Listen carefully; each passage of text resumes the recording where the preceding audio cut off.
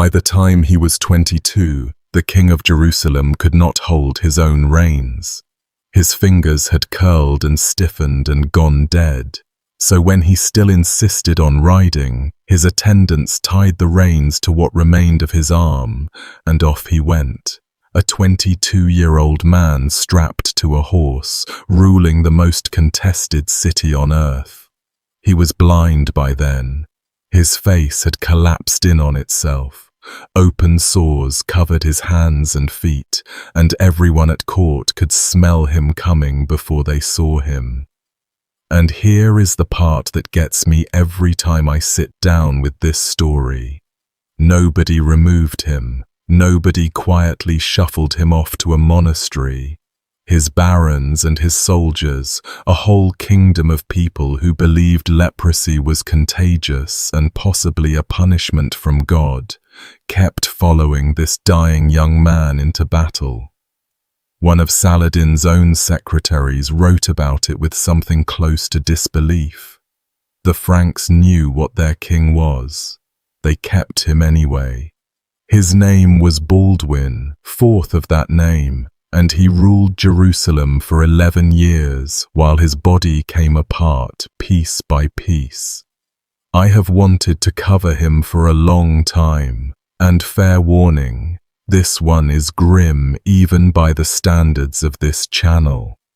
Leprosy in the 12th century was a slow public dismantling of a human being, and Baldwin's happened in front of an entire royal court, documented in unusual detail by a man who loved him. We are going to go through all of it. Before we get into the story properly, a quick hello. Welcome back, and if you are new here, welcome for the first time. I always like knowing where these videos end up, so drop a comment and tell me where in the world you are listening from, whether that is a commute or 3 in the morning when you should be asleep. Genuinely, I go through those comments and it never stops being strange and wonderful seeing how far this stuff travels. A big thank you to the Patreon supporters and the YouTube members who keep this channel running, and if you feel like joining them, the links for both are down in the description and in the pinned comment. Everything there helps keep these long ones coming. Alright, Jerusalem, the middle of the 12th century. A boy is about to be born who will break your heart. Baldwin came into the world in the middle of 1161, probably at Ascalon, down on the coast. No document survives recording the exact day. His father was Amalric, Count of Jaffa and Ascalon, a heavy-set, serious man with a slight stammer, younger brother of the reigning king. His mother was Agnes of Courtenay, daughter of the last Count of Edessa, a crusader state up north that had already been swallowed by the Muslims a decade before Baldwin was born. So on his mother's side, the boy inherited a title to a place that no longer existed. His family had been losing ground since before he could walk. His godfather was his uncle, King Baldwin III, and a story survives that the king joked at the christening that his gift to the baby would be the kingdom of Jerusalem itself. Everyone presumably laughed. The king was young, newly married, and expected to produce a full nursery of heirs. Then in February of 1163, the king died childless, possibly poisoned by his own doctor, though nobody could ever prove that, and suddenly the joke was a prophecy. Amalric was next in line, and little Baldwin, not yet 2 years old, became the heir behind him. Getting Amalric onto the throne turned out to be complicated, and the complication was Baldwin's mother. The High Court of Jerusalem, the assembly of great barons who had to approve each new king, flatly refused to accept Agnes as queen. The official reason was consanguinity. She and Amalric were related within the degrees the church prohibited, sharing a great-great-grandfather, and technically the marriage should never have happened. The actual reason was probably politics. The barons did not want the Courtney family, a clan of dispossessed northerners, gaining that much influence at court. Motives aside, they handed Amalric a brutal choice: the crown or the wife. He chose the crown. He did fight for one thing though, and it changed everything that came after. As part of the annulment, Amalric insisted that his 2 children with Agnes, a daughter named Sibylla and the baby Baldwin, be formally declared legitimate and confirmed in the line of succession. The church agreed. So the marriage was dissolved, but the children kept their claim. Agnes was paid off with a title and revenues, and she remarried within a few years, first to a nobleman named Hugh of Ibelin, and later to Raynald of Sidon. For the boy at the center of it, the settlement meant that before he was 3 years old, his mother was removed from his life by a vote of barons. She did not raise him. As far as we can tell, she saw him only at formal public occasions for the next decade, standing at a distance in a crowded hall while her son was paraded past. Sibylla was sent away too, off to the convent of St. Lazarus at Bethany to be raised by a great-aunt. The royal children of Jerusalem grew up as strangers to each other and to their mother, each parked in a separate corner of the kingdom. When Baldwin was about 6, his father remarried, a Byzantine princess named Maria Komnene, and she had no particular warmth for her stepson either. If anything, he was an obstacle. Any son she bore Amalric would stand behind Baldwin in the succession, and stepmothers in that position have rarely been sentimental. So that was the household. A father busy running a war state, an exiled mother, an absent sister, an indifferent stepmother. And around this lonely child, one of the strangest kingdoms that has ever existed. The Kingdom of Jerusalem in the 1160s was a thin strip of Catholic Europe transplanted onto the coast of the Middle East, roughly covering what is now Israel, the Palestinian territories, and chunks of Lebanon and Jordan. It had existed for about 60 years, since the First Crusade stormed Jerusalem in 1099 and massacred its way through the streets. The rulers spoke French. The peasants around them spoke Arabic. Medieval European maps drew Jerusalem at the exact center of the world, and the men who ran the place half believed that geography was theology, that they were holding the navel of creation on God's behalf. In practice, they were desperately short of manpower, surrounded on 3 sides and dependent on a constant drip of armed pilgrims from Europe to keep their garrisons filled.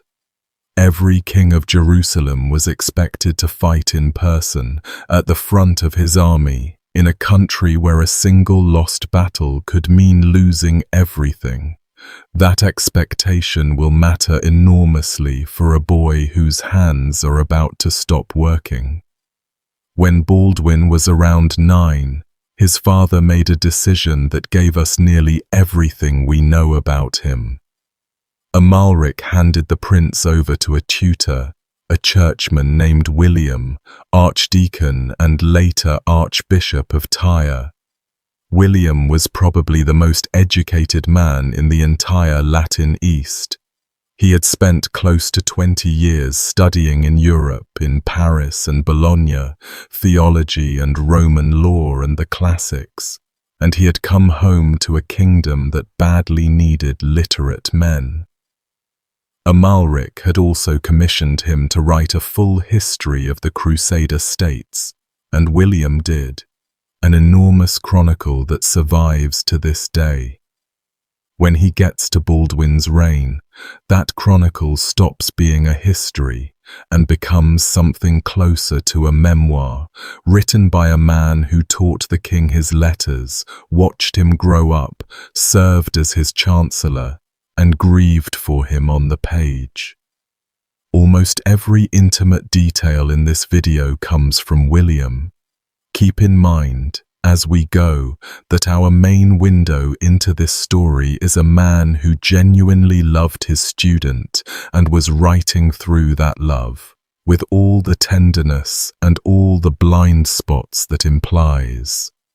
William gives us the boy before the disease. Baldwin was quick, he says, better at his lessons than boys usually are, with an unusually good memory. He loved being told stories, especially history, and he had a long memory for kindnesses done to him and an equally long one for slights. He looked like his father, same face, same build, even the same walk, and he inherited the family stammer. He was good with horses, genuinely good, better than boys his age. A normal, promising royal child, in other words. For about a year, William got to enjoy teaching him. Then came the day in the courtyard, one of the most quietly devastating scenes in all of medieval literature. Baldwin was playing with the other noble boys of the household, the sons of barons who were being raised alongside the prince. The game was one children have played forever. They pinched each other, digging fingernails into hands and forearms, seeing who would flinch first, who would cry out, boys shrieking and laughing and twisting away from each other, except one of them was not twisting away. The other boys pinched Baldwin as hard as they pinched anyone, harder maybe. He was the prince, and it was funny, and he simply stood there. He did not pull back his arm. He did not cry out. He took it, over and showed nothing. Word of this reached William, and his first reaction, the reaction of a proud teacher, was admiration. He assumed the boy was being brave, showing endurance beyond his years, mastering pain the way a future king should, a prince who could take punishment without flinching. What a fine sign. Then he called Baldwin over and started asking questions, gently, the way you would with a 9-year-old, and the answers slowly took the ground out from under him. The boy felt nothing. About half of his right hand and his right arm had gone completely numb. His playmates could pinch him there, scratch him, even bite him, and the sensation never arrived. The boy had probably not mentioned it to anyone. Children rarely announce the absence of a feeling. From his side, nothing was wrong. Some part of his arm had simply gone quiet, and he had adjusted around it without a word. William understood immediately that this was a medical matter, and he went to the king. Amalric brought in physicians and the treatments began. Fomentations, hot compresses applied to the dead flesh, trying to warm sensation back into it. Ointments rubbed into the arm. Then stronger measures, drugs William describes bluntly as poisonous, medicine on the 12th century logic that if a gentle remedy fails, you escalate to a violent one. None of it did anything. The numbness stayed. And William, looking back on all this years later with full knowledge of how it ended, wrote the sentence that hangs over everything else in this story. As time went on and they observed more, it became clear this had been the beginning of an incurable disease. He says he can hardly keep from crying while writing it. Nobody said the word out loud yet. That silence is its own piece of evidence about the world Baldwin lived in. The physicians around the prince almost certainly suspected leprosy from early on. painless numbness in a limb, in a child, in the Levant, in the 12th century. That was the textbook opening move of the disease. But a formal diagnosis was a sentence. Under the customs of the kingdom, a noble found to be a leper could be required to hand himself over to the order of Saint Lazarus, a religious order made up of leprous knights, and live out his days among them. Diagnosis meant civil death, so the doctors hedged. They spoke of numbness, of imbalanced humours, of conditions that might improve, and they waited for the disease to show more of itself before anyone put a name on the heir to the throne. In the meantime, the household adapted quietly around the problem, and the boy endured the full menu of 12th century medicine while it did. Treatment for suspected leprosy in that era meant bleeding, on the theory that corrupt blood carried the disease and could be drained off. It meant purges and forced sweating, strict diets that banned whole categories of food thought to inflame the condition, and compounds like theriac, a famous cure-all whose recipe included the flesh of vipers, snake against serpent sickness, being exactly the logic the age found persuasive. Some physicians prescribed baths in special waters, others ointments of mercury or arsenic that did their own damage on the way through. A growing child sat through years of this, cut and dosed on a schedule, and none of it moved the numbness an inch.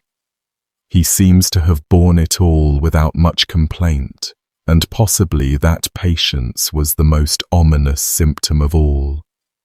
Part of that adaptation involved bringing in specialists from outside Christendom, and honestly, this detail says something rather touching about Amalric.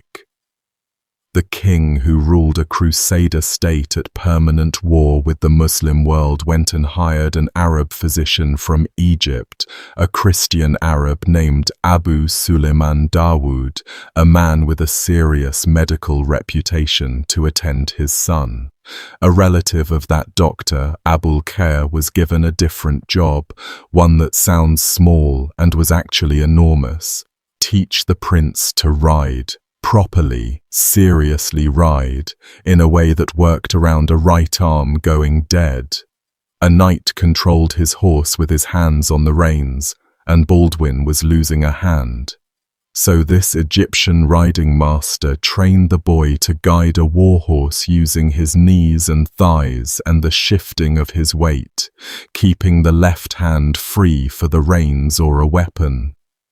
Baldwin took to it remarkably well. Years later, men who watched him in battle described a rider better than most who had full use of both arms. Somewhere in a palace training yard then, a small boy circled on horseback for hours, learning to speak to a horse with his legs, while the adults watching him carefully avoided saying a certain word to each other. Amalric, meanwhile, was preparing for the worst in his own way. From around 1169, well before things became critical, he was quietly shopping for a husband for young Sibylla, some capable grown man from Europe who could step in as regent or successor if the king died while Baldwin was still a child, or if the child turned out to be as sick as everyone feared. A French count, Stephen of Sancerre, agreed to the match, sailed east, looked the situation over, and then backed out and went home. Nobody recorded his exact reasons. You can guess at them. A kingdom under siege, a sickly heir, a court full of factions. He decided he did not want the job, and Sibylla stayed unmarried, a loose thread that would eventually unravel the whole kingdom. Then the timetable collapsed. In the summer of 1174, Amalric came back from a campaign with dysentery. For a while he seemed to rally, then he worsened, and on the 11th of July he died in Jerusalem, 38 years old, and the kingdom found itself staring at the exact scenario he had spent 5 years trying to ensure against. The heir was 13. The heir was, in all likelihood, a leper, and no husband had ever been secured for the daughter. The High Court met and argued for 3 days. No minutes of those sessions survive, a real shame. It must have been as uncomfortable a debate as the kingdom ever held. These men knew about the numbness. Several of them had sons who had done the pinching. The question on the table was whether to crown a boy who might be rotting alive, and the answer they arrived at was yes, largely through lack of alternatives. Baldwin was the only son. The nearest adult male relatives were ruled out one by one. The Prince of Antioch too foreign to the kingdom's politics. Another cousin absent, Raymond of Tripoli only recently out of 8 years in a Muslim prison cell and not yet trusted. A 13-year-old with a dead arm beat every other option available, so they chose him unanimously, with an unspoken understanding attached. Find Sibylla a husband fast, so that when the disease takes him, there is a man ready. 4 days after his father's death, on the 15th of July, 1174, Baldwin was crowned in the Church of the Holy Sepulchre, anointed with holy oil by the Patriarch of Jerusalem, a few dozen yards from the tomb of Christ. The date was picked deliberately. 75 years earlier to the day, the First Crusade had broken into Jerusalem. The men running the ceremony wanted the symbolism, continuity, destiny, God's favor renewed on a new king. And through the middle of all that pageantry walked a slight 13-year-old with a stammer, carrying a secret in his right arm that half the church already knew. A letter arrived for the boy king around this time, and the sender might surprise you. Saladin. The man who would spend the next decade trying to destroy Baldwin's kingdom opened their relationship with a message of condolence on Amalric's death. The letter survives, copied into a later Egyptian chancery manual, and it is a remarkable document. Composed by Saladin's secretary in ornate diplomatic Arabic, it praises the dead king, addresses Baldwin with warmth, and tells the boy that Saladin will be to him what he was to his father, a friend whose affection holds firm regardless of the differences in their religions. Be at ease, it says in effect. Be confident. Do not be afraid. Whether Saladin meant a word of it, or whether it was pure diplomatic positioning while he consolidated Egypt, you can decide for yourself. Either way, the first thing Saladin ever said to Baldwin was a kindness addressed to a grieving 13-year-old, and the last decade of both their lives would be spent trying to break each other. History does this sometimes and never bothers to comment on it. Since the new king was underage, majority in Jerusalem came at 15. Someone had to run the country in the meantime, and the scramble for that job turned lethal almost immediately. First up was Miles of Plancy, the seneschal, a crown officer who had been close to Amalric and who seized the government by the simple method of being the man already running it. He was arrogant about it, refused to share power, made enemies at speed, and within 3 months he was dead. Assassins caught him at night in the streets of Accra in October of 1174 and stabbed him to death in the open. Nobody was ever charged. Nobody looked very hard for the killers either, and the chroniclers pass over the murder with the studied vagueness people use when the answer is obvious and unspeakable. Baldwin had been king for 3 months, and his first minister had just been butchered a few streets from the harbour. Into the vacuum stepped Raymond, Count of Tripoli, the young king's cousin. Raymond is one of the fascinating secondary characters of this whole saga. A lean, dark, self-controlled man, more Levantine than European in his habits, fluent in Arabic, sharp, cautious, and carrying 8 years of imprisonment in Aleppo somewhere behind his eyes. He came before the High Court and argued that as the nearest royal kinsman he was the rightful regent, and after 2 days of debate, sessions a 13-year-old had to formally preside over, the court agreed.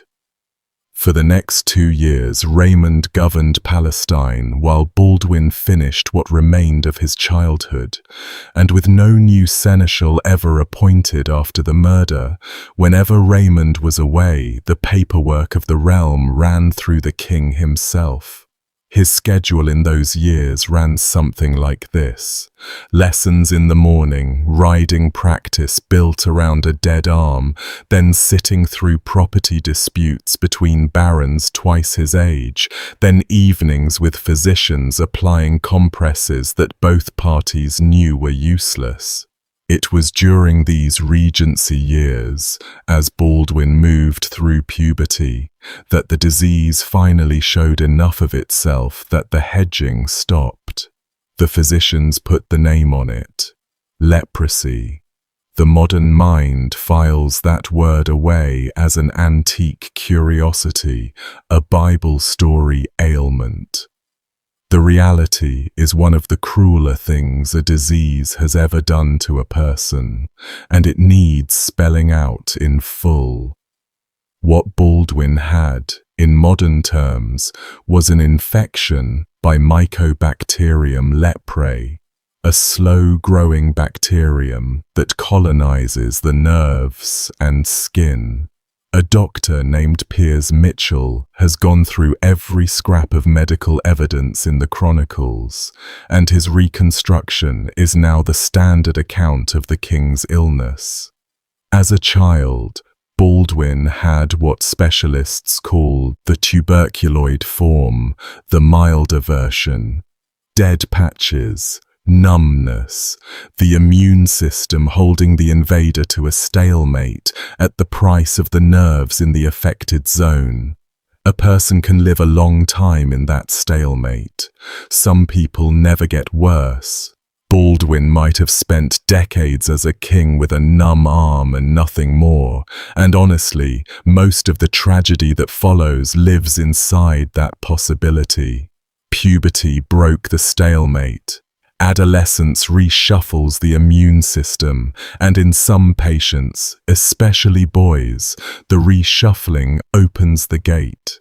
The disease slipped its containment and converted into the lepromatous form, the severe version, the one where the bacteria multiply essentially unopposed and spread through the whole body.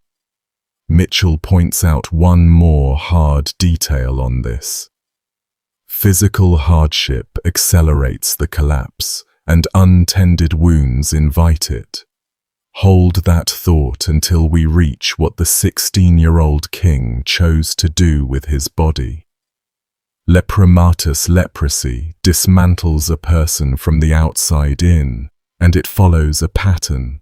The bacteria prefer the cooler regions of the body, so they concentrate in the face, the hands, the feet, the surfaces. The skin thickens and folds.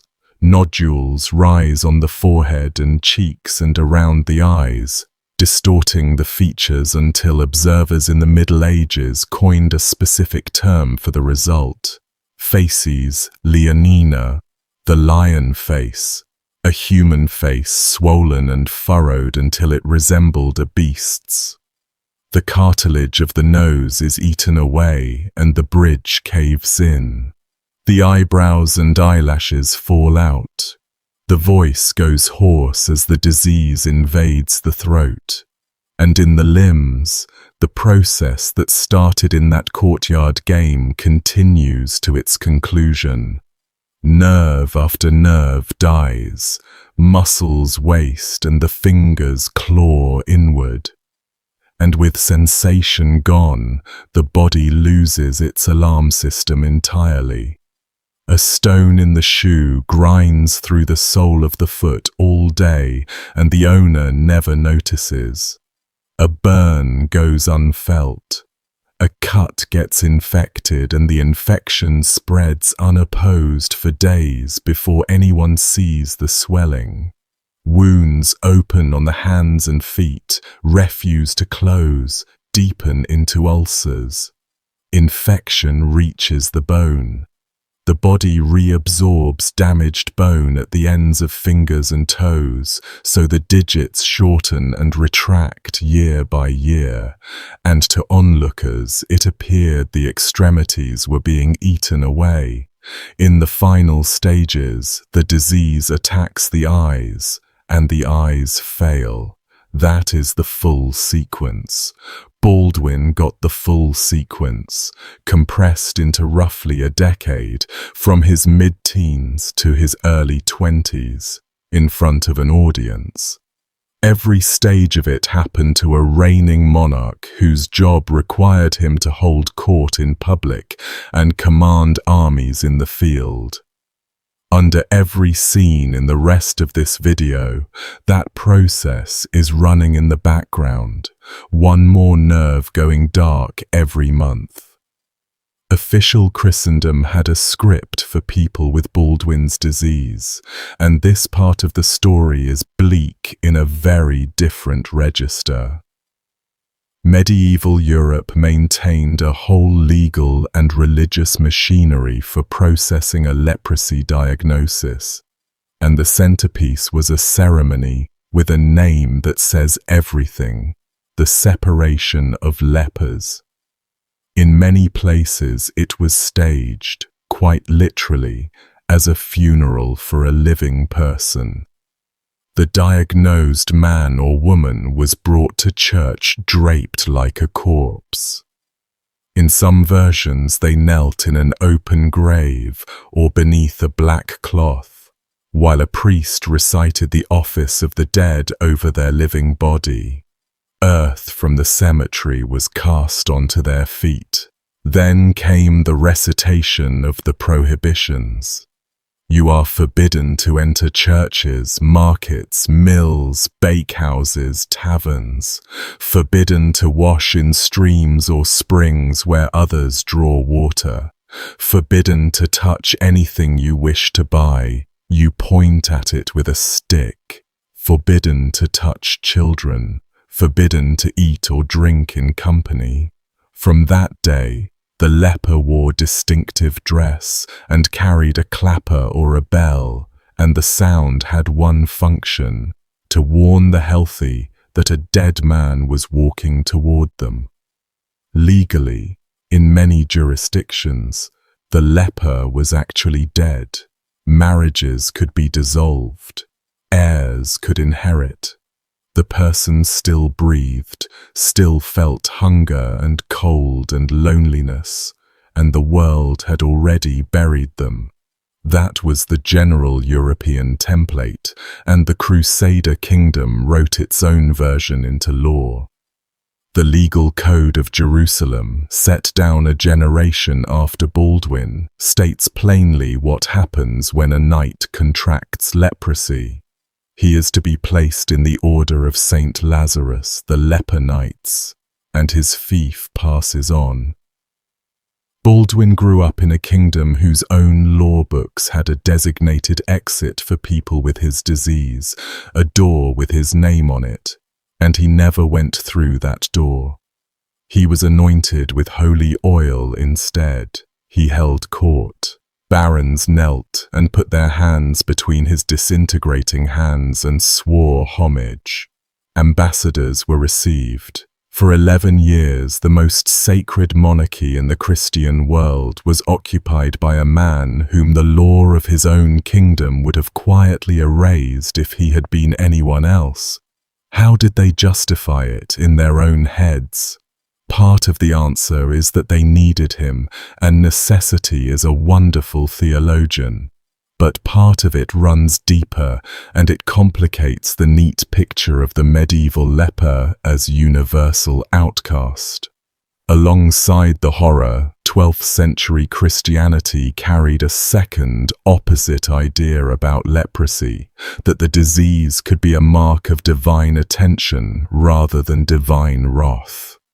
Lepers suffered their purgatory in this life, some churchmen argued, and went cleaner into the next. The disease was the illness of Job, the righteous man God tested hardest. Christ himself had touched lepers, and one strand of medieval devotion spoke of Christ himself as a leper, the despised and rejected man of the prophecies, disfigured beyond recognition for the sins of others. A suffering king on the throne of Jerusalem, wasting away in the city where Christ suffered, could be slotted into that framework almost too easily. Some of his subjects clearly did exactly that. To their eyes, their king had been chosen for a harder road, and his endurance was a form of sanctity. Both ideas, the unclean outcast and the holy sufferer, existed simultaneously in the same culture, sometimes in the same person.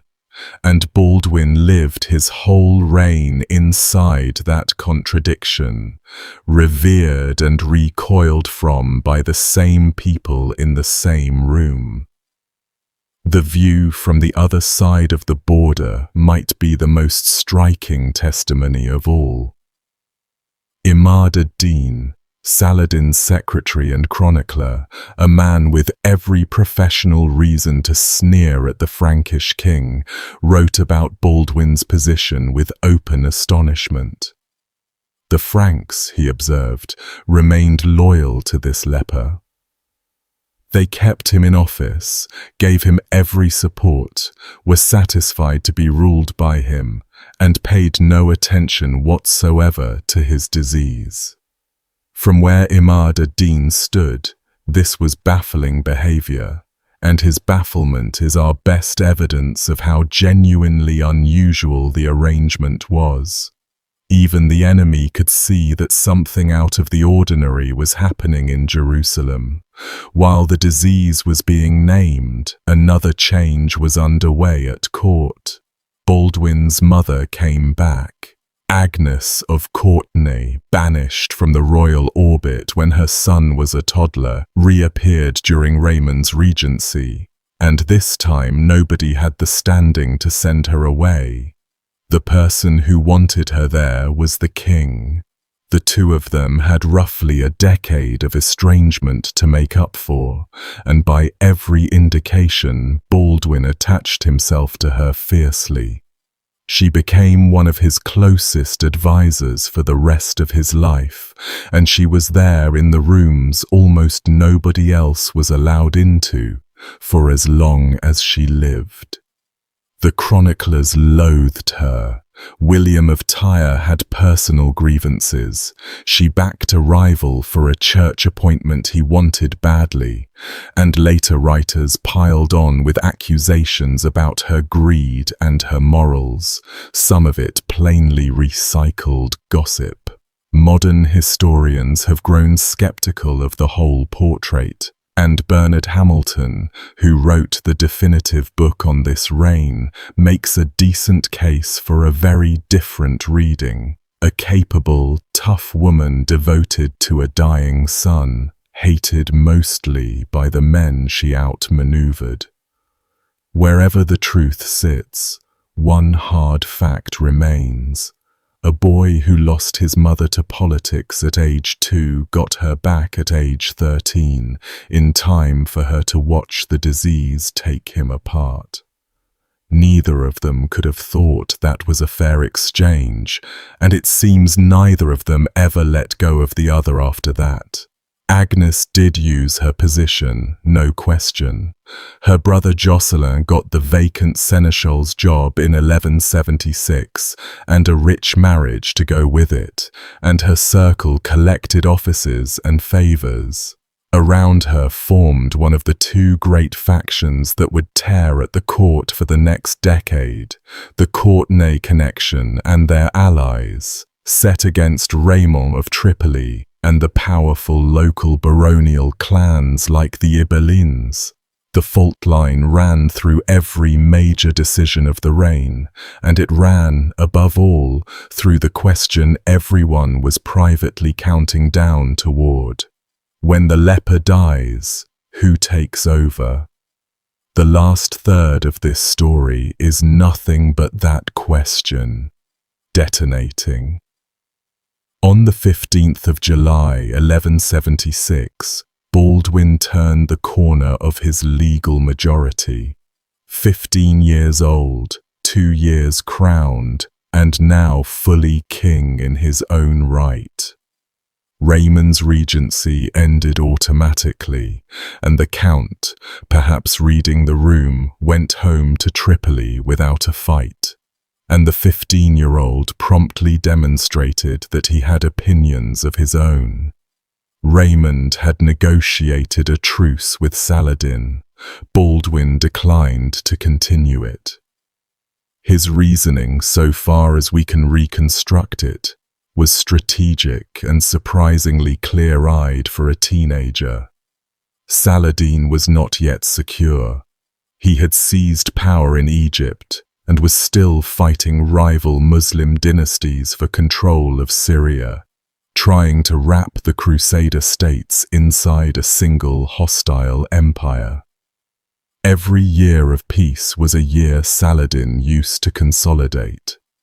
The window in which Jerusalem could still act, could disrupt, could strike at Egypt before the encirclement closed, was visibly narrowing. Baldwin intended to use the window. Within weeks of his majority, he was riding on campaign into the Bekaa Valley, on the first of the raids and counter-raids that would fill the rest of his life. His grandest plan came the following year, and it was genuinely ambitious. A full-scale invasion of Egypt, timed with a Byzantine war fleet, aimed at the economic heart of Saladin's power. The emperor in Constantinople signed on and sent the fleet, 70 ships riding at anchor at Accra. What the plan needed was a prestigious Western commander with fresh troops, and in August of 1177 one arrived, apparently on cue. Philip, Count of Flanders, one of the richest princes in Europe, sailed in at the head of a substantial crusading retinue. On paper, everything had aligned. In practice, Philip smothered the entire project. He quibbled, he stalled, he announced he had come to pilgrimage rather than to conquer. He floated a scheme to marry his own vassals to the king's sisters, and eventually declared he would rather go campaign in northern Syria. The Byzantine fleet waited, and finally sailed home. The great Egyptian expedition, the one real chance to hit Saladin before he finished assembling his empire, dissolved into nothing over a few weeks of aristocratic foot-dragging. Worse than nothing, actually. Philip did go north, taking his crusaders with him, and to support the campaign he took a large slice of Jerusalem's own strength along. 100 of the kingdom's best knights and a body of Templars and Hospitallers. So in the autumn of 1177, the kingdom of Jerusalem sat stripped of a huge portion of its fighting men, its king 16 years old and sick, its borders thin. In Egypt, Saladin looked north and saw all of it. The absent knights, the departed fleet, the boy on the throne. He had been handed an open door, and in late November, he came through it with an army. What happened over the next few days is the Battle of Montgisard, and if Baldwin is remembered for one thing, this is it. Sit back for this part. It deserves the full telling. Saladin crossed the Sinai in the last week of November, 1177, with the field army of Egypt behind him. How large an army is a fair question with no clean answer. William of Tyre claims 26,000.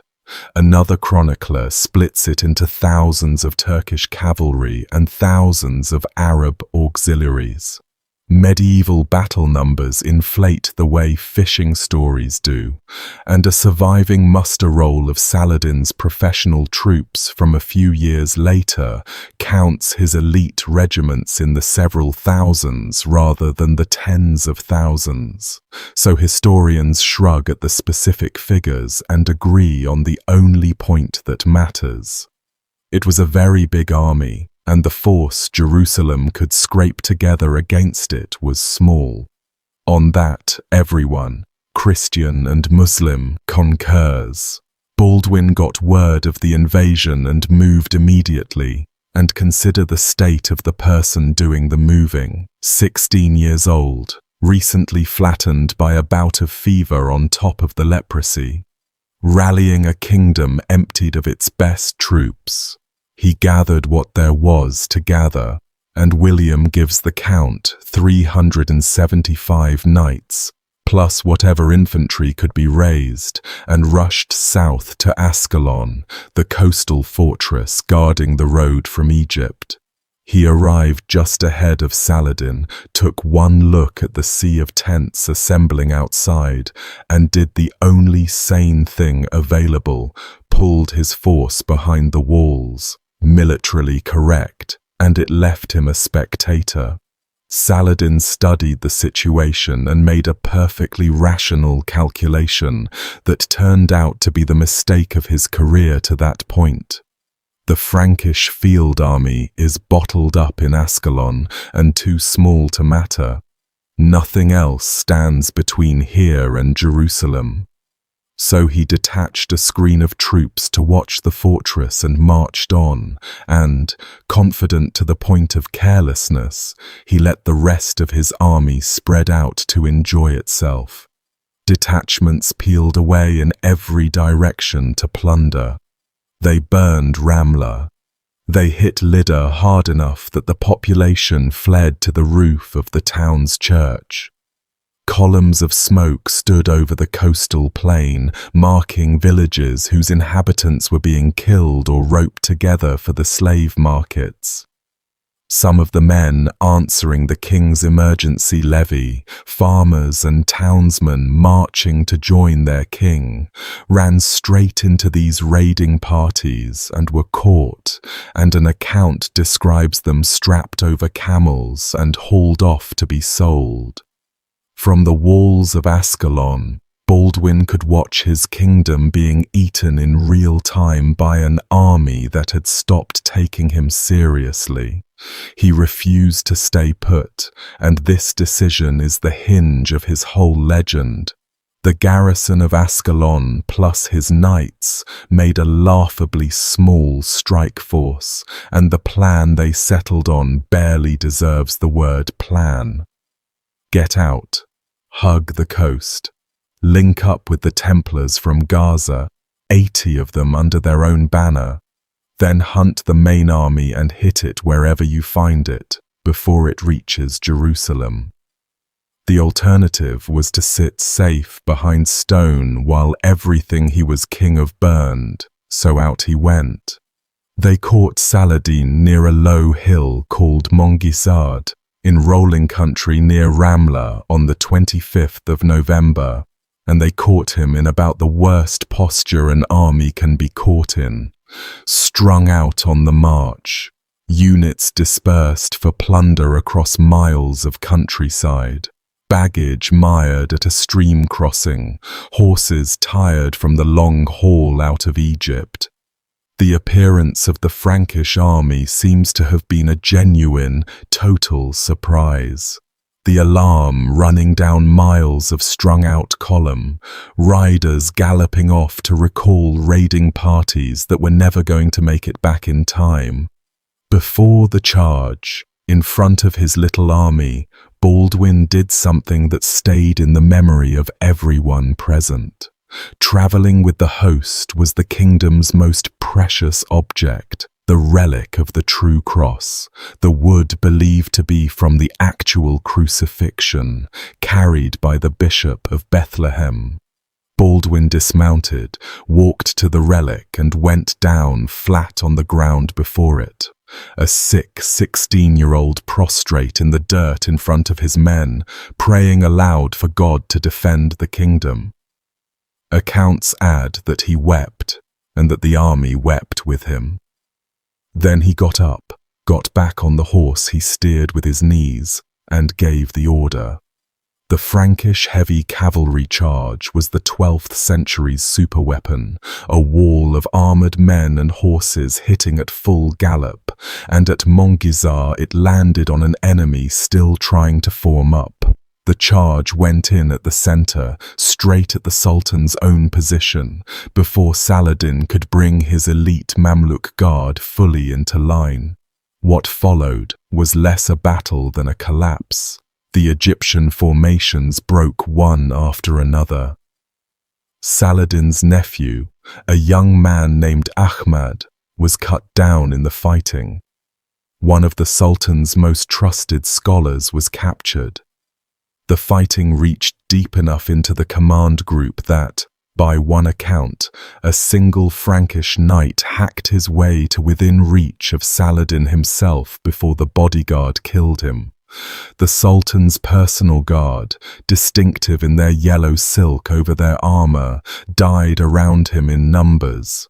And Saladin, the future conqueror of Jerusalem, survived the day, an English chronicler heard, by climbing onto a racing camel and fleeing the field with the remnant of his guard around him. The pursuit ran 12 miles until darkness pulled the Franks off the chase, and for the shattered army stumbling away south. Nightfall was where the real dying started. The route home ran across the northern Sinai in winter, and the sky opened. 10 straight days of cold rain hammered the survivors, men without baggage, without remounts, many without weapons they had thrown away to run faster. The desert Bedouin, who could smell a broken army the way sharks smell blood, closed in on the column and picked it apart night after night for captives and loot. Stragglers vanished into the storm. Wounded men sat down in the mud and did not get up. Saladin himself reached Cairo in early December with a fraction of the force he had marched out with, so anxious about the rumors racing ahead of him that he sent messengers on fast camels ahead to announce he was alive, the capital being half convinced he was dead. In private, the Sultan's circle treated the defeat as a catastrophe and a disgrace. One of his own officials would later write that the shame of that field was only washed away by the great victory a decade on. On the other side, Frankish veterans told Montgizard stories for the rest of their lives, and men were still recounting them to their grandchildren 80 years later. Word spread that St. George himself had been seen riding in the charge. When your outnumbered army, at the front of which rode a leprous teenager, destroys the field army of Egypt in an afternoon, people reach for explanations of that size. I will let the numbers claimed for the aftermath speak with appropriate caution. They come from the winning side, but the accounts describe the plain around Montgizard littered with Muslim dead in the thousands, and the road south marked for miles by abandoned loot, dead horses, and the bodies of men who had not run fast enough. Prisoners taken in the pursuit were put to work rebuilding the walls their army had burned a week earlier. However far you discount the figures, Egypt's offensive power was gone, wrecked so thoroughly that Saladin would not attempt a serious invasion of the kingdom for years.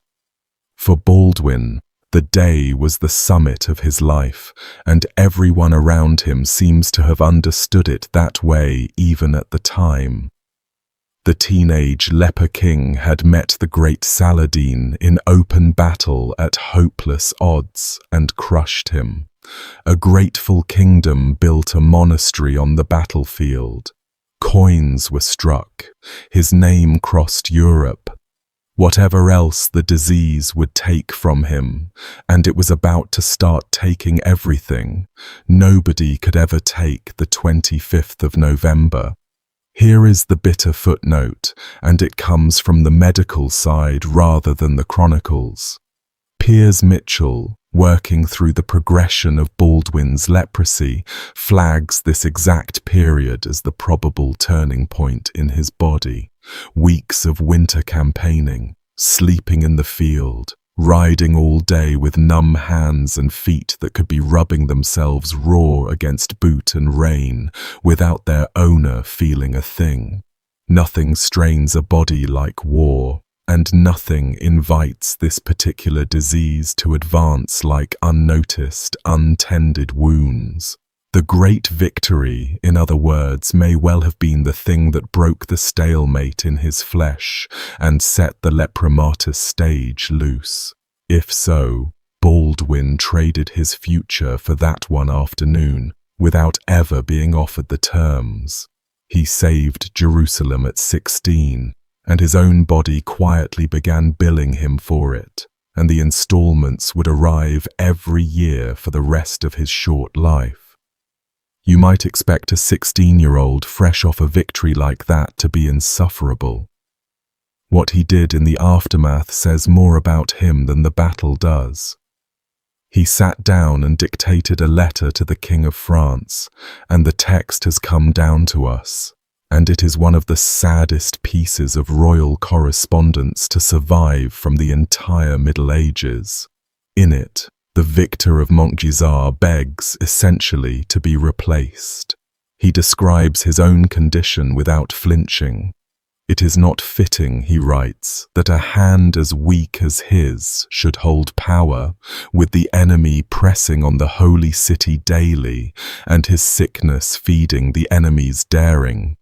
He reaches for scripture to explain himself, saying that if he could be cured like Naaman the leper in the old story, he would gladly wash 7 times in the Jordan, but no prophet has appeared to heal him. So send someone, he asks. Choose a man worthy of the task and send him east to take charge, and Baldwin will stand aside. Set that against the image the legend gives us, the defiant warrior king, and you find a teenager who has just won the most celebrated victory of his generation, privately writing to a foreign court that he is dying, that he knows it, and that he wants permission to put the crown down.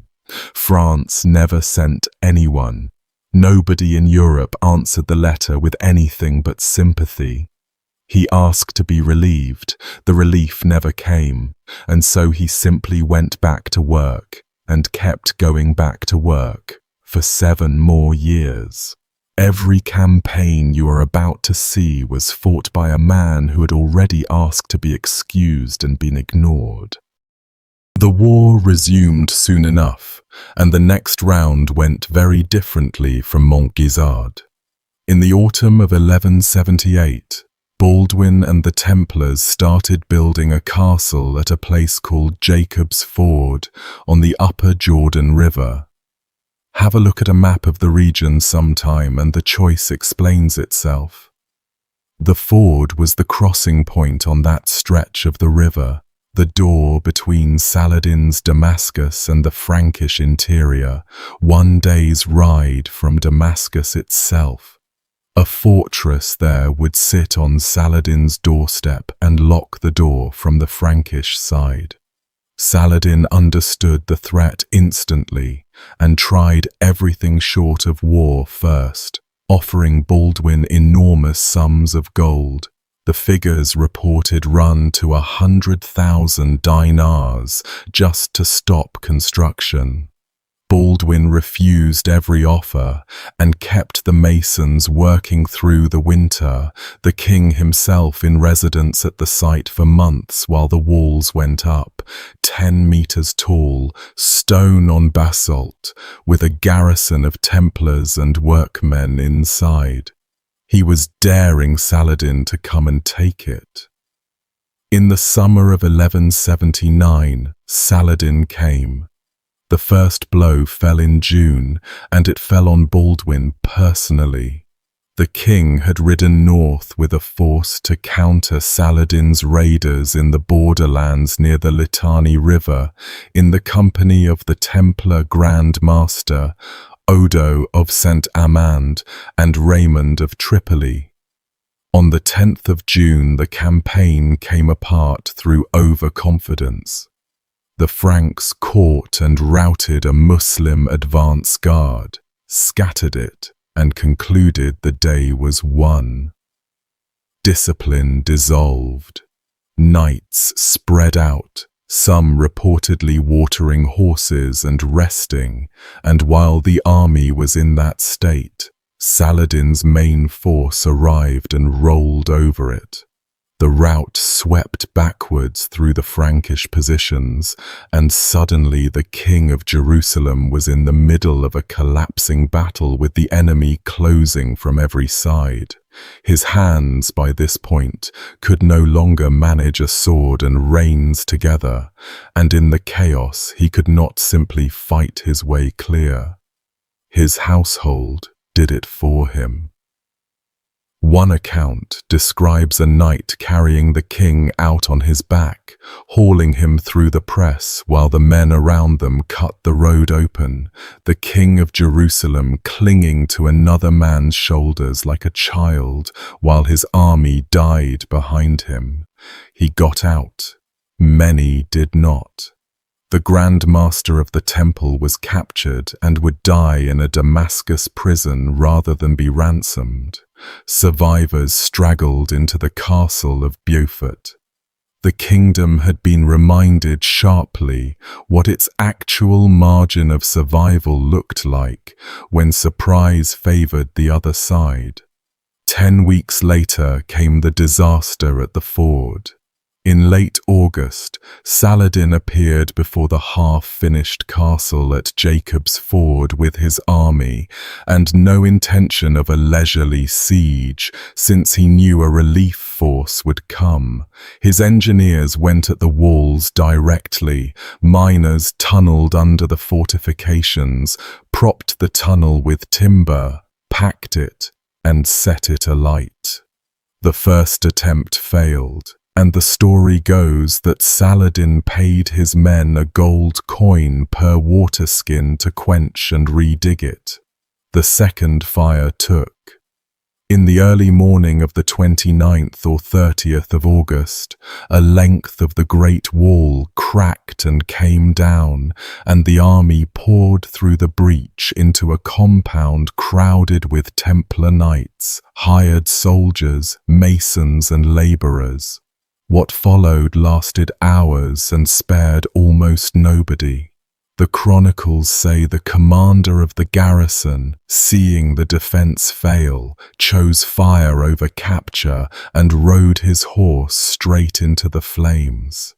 Around 700 people were killed or taken, the fighting men mostly killed, and among the captives, accounts report, the Muslim soldiers singled out the crossbowmen, whose weapon they particularly hated, and the apostates, Muslims who had converted and worked for the Franks, for immediate execution.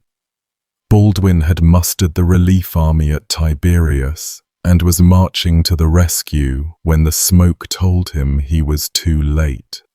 The castle he had spent a fortune and a winter building, and refused 100,000 dinars to abandon, lasted under attack for less than a week.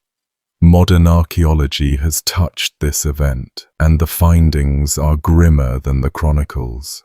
In the 1990s, excavators at the site began uncovering the dead of that August morning, skeletons lying where they fell or where they were dumped, and the bones preserve the last minutes of the garrison in forensic detail. Bodies with arrowheads still lodged in them, one man with an arrow in the hip and wounds showing he went down fighting, limbs taken clean off by sword strokes, one skeleton missing its arm from the elbow, the severed bones lying nearby, skulls split and layered over the human remains, hundreds of coins, weapons, arrowheads by the bucket load, and the burned rubble of the wall that failed them.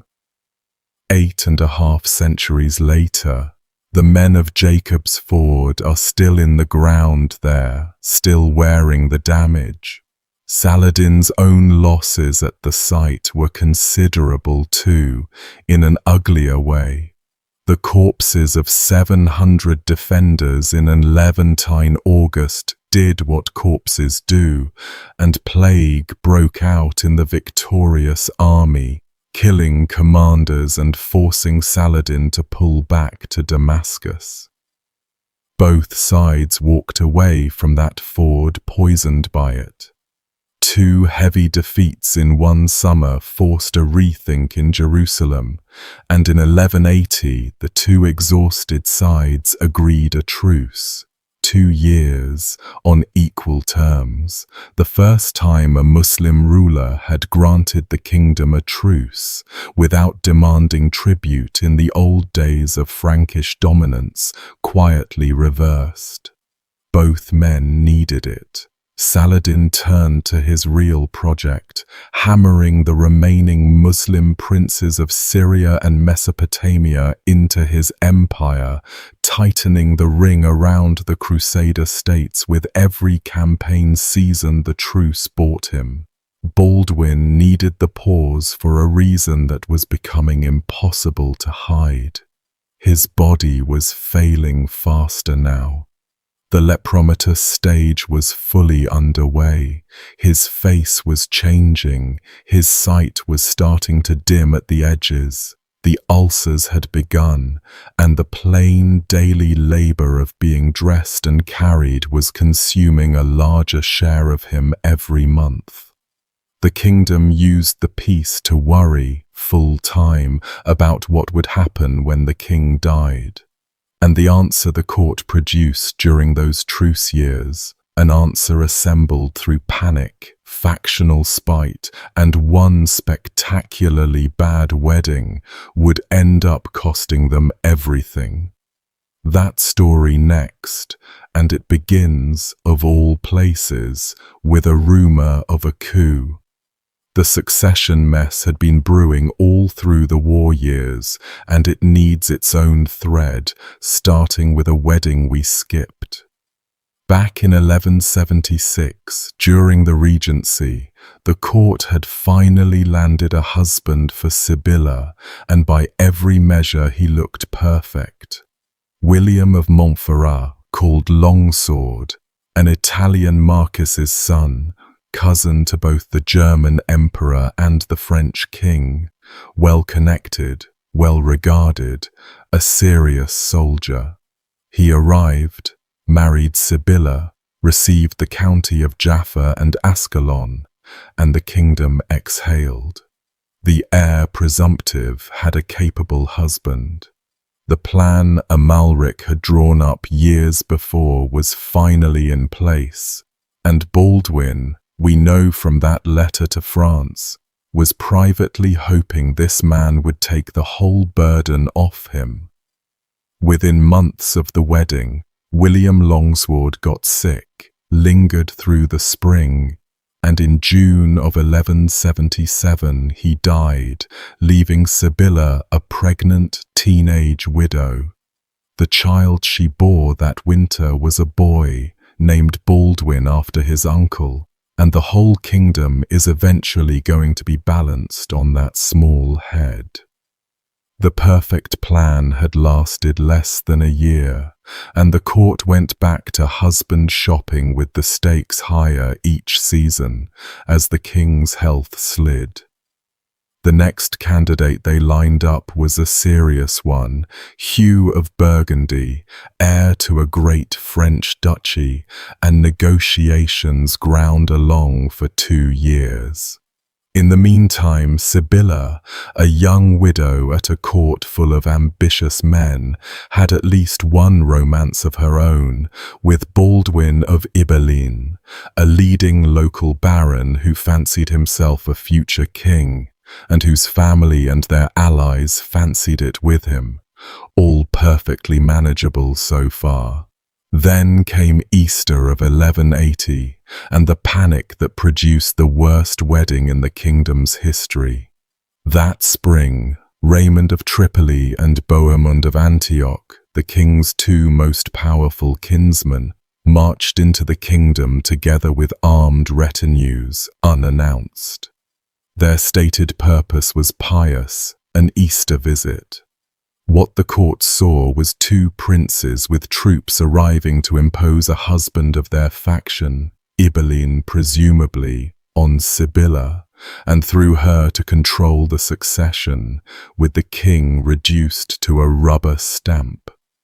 Whether a real coup was underway or the court's nerves invented one, the practical result was identical.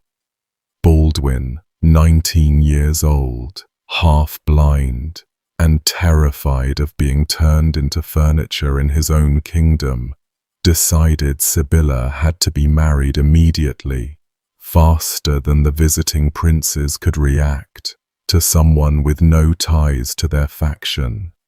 The Burgundy negotiation was too slow. What was needed was a groom already in the country, of decent rank, loyal to the crown alone.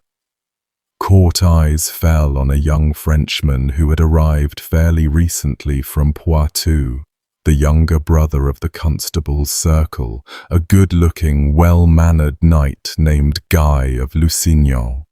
A word on Guy's background.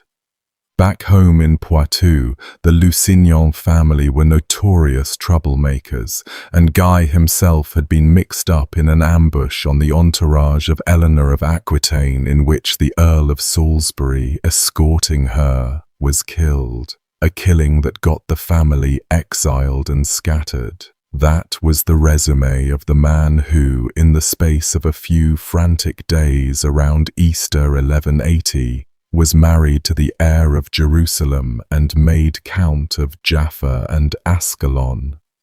The wedding was thrown together so fast it went ahead during Lent, when marriages were canonically forbidden, an irregularity people remembered. Raymond and Bohemond, checkmated, turned around and went home. In the short term, the maneuver worked exactly as intended. The king had protected his own freedom of action. In the long term, Baldwin had just handed his sister, his heir, and eventually his kingdom to a man whose talents nobody had actually tested. The court split permanently down the middle over it, Guy and the Courtenay circle on one side, Raymond, the Ibelins, and their allies on the other. 2 parties who would go on despising each other with total commitment until the kingdom fell, and slightly beyond that.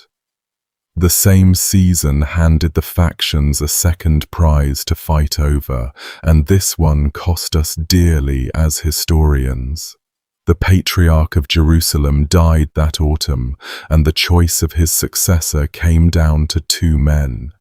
One was William of Tyre, our William, the king's old tutor, the most learned churchman in the East.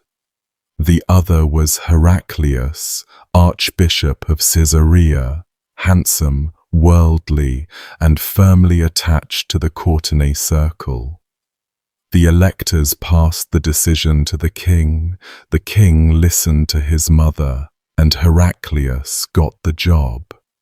The gossip that attached itself to this outcome was vicious.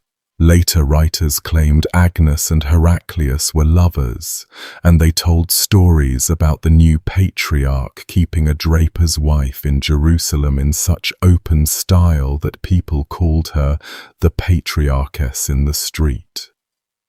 How much of that is truth and how much is the losing faction taking revenge in ink, you can weigh for yourself. The sources doing the telling were friends of the man who lost. What is certain is the sequel. William's career stalled, his enemies at court multiplied, and one late account says the new patriarch eventually excommunicated him and drove him to seek justice in Rome. Baldwin owed William nearly everything: his education, his voice in history, and when the moment came, he chose his mother's candidate over his teacher. Kings disappoint their tutors all the time. This particular disappointment means the last years of the reign come to us thinner than the rest, written by a man being edged out of the rooms where things happened. While the court was busy poisoning itself, the man who would poison the peace was already at work out east, and he needs a proper introduction. He is one of history's genuinely alarming individuals. Reynaud of Chatillon, a minor French noble who had come east decades earlier, charmed his way into marrying the princess of Antioch, ruled there violently, and along the way committed an atrocity that made him famous across 2 continents, a plundering raid on Cyprus, a Christian island, where his troops spent weeks on rape, mutilation and extortion, reportedly cutting the noses off Greek priests. Captured by the Muslims on a raid in 1160 or 61, he then spent 16 years in a prison in Aleppo. Sit with that number. 16 years in a 12th century dungeon. A stretch so long his wife died and his stepchildren grew up, and the world moved on without him. Most men did not survive a fraction of that. Reynaud walked out in 1176, ransomed for a staggering 120,000 dinars, and came out meaner than he went in, with a hatred of Islam that looked less like policy and more like appetite. Within a year of his release, he had married the heiress of Ultra-Jourdain, the great lordship east of the Dead Sea, and taken possession of its 2 colossal fortresses, Kerak and Montreal, which happened to sit directly on top of the caravan roads linking Egypt, Damascus, Arabia, and the Red Sea. Every merchant, every pilgrim caravan bound for Mecca passed under Reynaud's walls. During the truce, he began treating them as a buffet. Caravans were seized, travelers robbed and imprisoned, and when Saladin demanded the compensation the treaty required, and Baldwin ordered his vassal to pay it, Reynaud refused outright, and the king, lacking the strength for a civil war against his own strongest border fortress, could not compel him. That refusal is a fair gauge of how far the leper's grip had loosened. The truce bled out through Kerak's gates, and by 1182 the war was fully back on.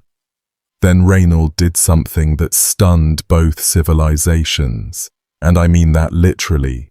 Contemporaries on both sides struggled to believe the reports. Over the winter of 1182 into 83, he had a squadron of galleys built in pieces at Kerak, hauled the sections overland by camel across the desert to the Gulf of Aqaba, assembled them on the shore, and launched a pirate fleet into the Red Sea. Christian warships had not sailed those waters in living memory, and there was nothing down there to stop them.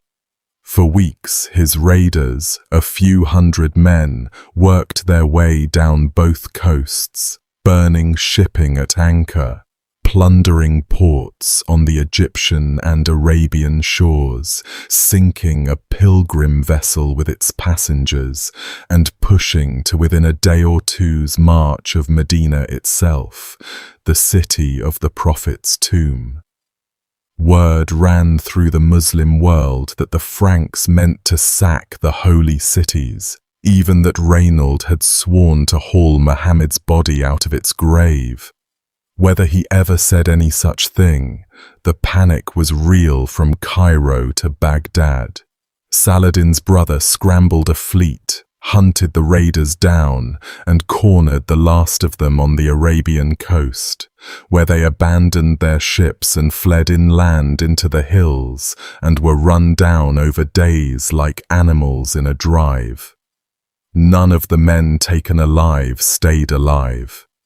Saladin refused every convention about prisoners for these ones. Captives were distributed for execution across the empire, some beheaded in Cairo, and, in the detail that shows you precisely how much fury the raid had ignited, a group of them was taken to Mecca itself, to the place of sacrifice at Mina during the pilgrimage season, and there, before the assembled pilgrims of the Muslim world, they were slaughtered in the manner of sacrificial beasts. Reynald himself, the author of all of it, was of course safely back behind the walls of Kerak, untouched. Saladin swore an oath, personally and publicly, that he would kill that man with his own hand. The oath gets kept. While Reynald was building pirate ships, the strategic ground under Baldwin's feet had been quietly giving way, and two pieces of news from Constantinople during these years show how alone the king was becoming. The first came in September of 1180. The emperor, Manuel Komnenos, died. For Baldwin, this was personal as well as political. The emperor was family by marriage twice over, the great-uncle of his stepmother, the patron who had ransomed Reynald and financed campaigns and sent that fleet of 70 ships for the Egyptian project. Byzantium had been the kingdom's insurance policy for a generation, the one Christian power big enough to make Saladin look over his shoulder, and Manuel had been its engine. His heir was a child, the regency was a snake pit, and within 2 years the snake pit produced the second piece of news, and this one was an atrocity. In April of 1182, a coup in Constantinople unleashed the city mob on the Latin Quarter, the tens of thousands of Western merchants, families and clergy living along the Golden Horn, and what followed went on for days. Houses and churches burned with people inside them, the sick were murdered in their hospital beds, priests were killed at their altars, and the Pope's own representative in the city was beheaded, and his head, the reports say, dragged through the streets tied to the tail of a dog. Thousands died. Thousands more were sold to Turkish slave dealers, and the survivors' accounts poured west all through that summer. The politics behind it hardly mattered in Jerusalem, where the practical meaning was simple and terrible. The empire that had shielded the kingdom's back was gone as a friend, converted overnight into a horror story, and no fleet would ever again come south to even the odds. From 1182 onward, Baldwin faced Saladin's growing empire with exactly the resources inside his own borders, a dying man holding a shrinking hand. He played the hand with real aggression all the same, and the campaigns of 1182 get less attention than they should. They show the Leper King at his operational best even as the disease entered its terminal phase. When Saladin came up out of Egypt in May with his army, Baldwin marched the host down to the border of Ultra-Jourdain and placed it directly across the invasion route, and the two armies stared at each other at close range until Saladin thought better of it and swung wide through the desert. When Saladin then struck west into Galilee in July, Baldwin met him head-on in the battle we are about to get to. And in August, when Saladin tried something new, a combined land and sea assault on Beirut, 30 galleys blockading the harbour while the army assaulted the walls, Baldwin reacted at a speed that would have flattered a healthy commander, force marching north while scraping together every hull in Acre and Tyre into a scratch fleet, and the mere approach of the relief made Saladin abandon the siege after 3 days and burn off his gains. In between all this, while the Sultan was distracted in the north swallowing more of Muslim Syria, the king sent his barons raiding deep across the Jordan, burning through enemy territory to remind Damascus the kingdom still had teeth. Follow the movements of that year on a map, and you would never guess the commander directing them was going blind and losing the use of his limbs. Saladin, with several times the resources, ended 1182 with nothing to show on the Palestinian front at all. Back on the main front, the resumed war produced one more full battle with Baldwin in the field, and the circumstances of it are hard to write about calmly. In July of 1182, Saladin pushed a major army across the Jordan into Galilee, aiming at the castle of Bethsan and the villages around it. Baldwin brought the feudal host out to meet him, and the two armies collided at a place called Leper on the 15th, in heat so vicious that men on both sides died of it without ever being touched by a weapon, dropping inside their armor as the day cooked them. Frankish veterans said afterwards they had never faced a Muslim army that size. The kingdom's force was maybe 700 knights and their infantry, badly outnumbered, and they fought all day in that furnace and held, threw back every attack, and by evening it was Saladin who pulled his army off and withdrew across the river. As a feat of arms, it stands with anything the kingdom ever did. Now reconstruct where the king was during it. Baldwin, 21 that summer, could no longer see much beyond shapes. He could not grip a sword. Walking had become difficult and would soon be impossible. He commanded that battle, in that heat, almost certainly from a litter, a curtained stretcher carried in the middle of his army, wearing the crown of a man who could no longer put his own boots on. And his troops, who could all see exactly what was being carried around at the center of the line, fought one of the finest defensive actions of the century underneath him. Something held that army together at Leper, and every source we have points to the man in the litter, the sheer fact of him, blind at the center of the line and refusing to be anywhere else. The following year, his body finally called in its debts all at once. In the autumn of 1183 at Nazareth, Baldwin went down with a fever on top of everything, and this one nearly finished him. For days he lay at the point of death, sight gone entirely now, the ulcers spreading, and the court gathered around the bed to settle the government of a kingdom whose king had stopped being able to govern from 1 week to the next. Out of that sick room came the decision everyone had been circling for 3 years. Guy of Lusignan, husband of the heir, was formally appointed regent, bailey of the kingdom. Baldwin kept the crown and the city of Jerusalem itself and an income, and handed everything else, the army and the whole administration, to his brother-in-law. In his weakened state, he even had the barons swear an oath to Guy.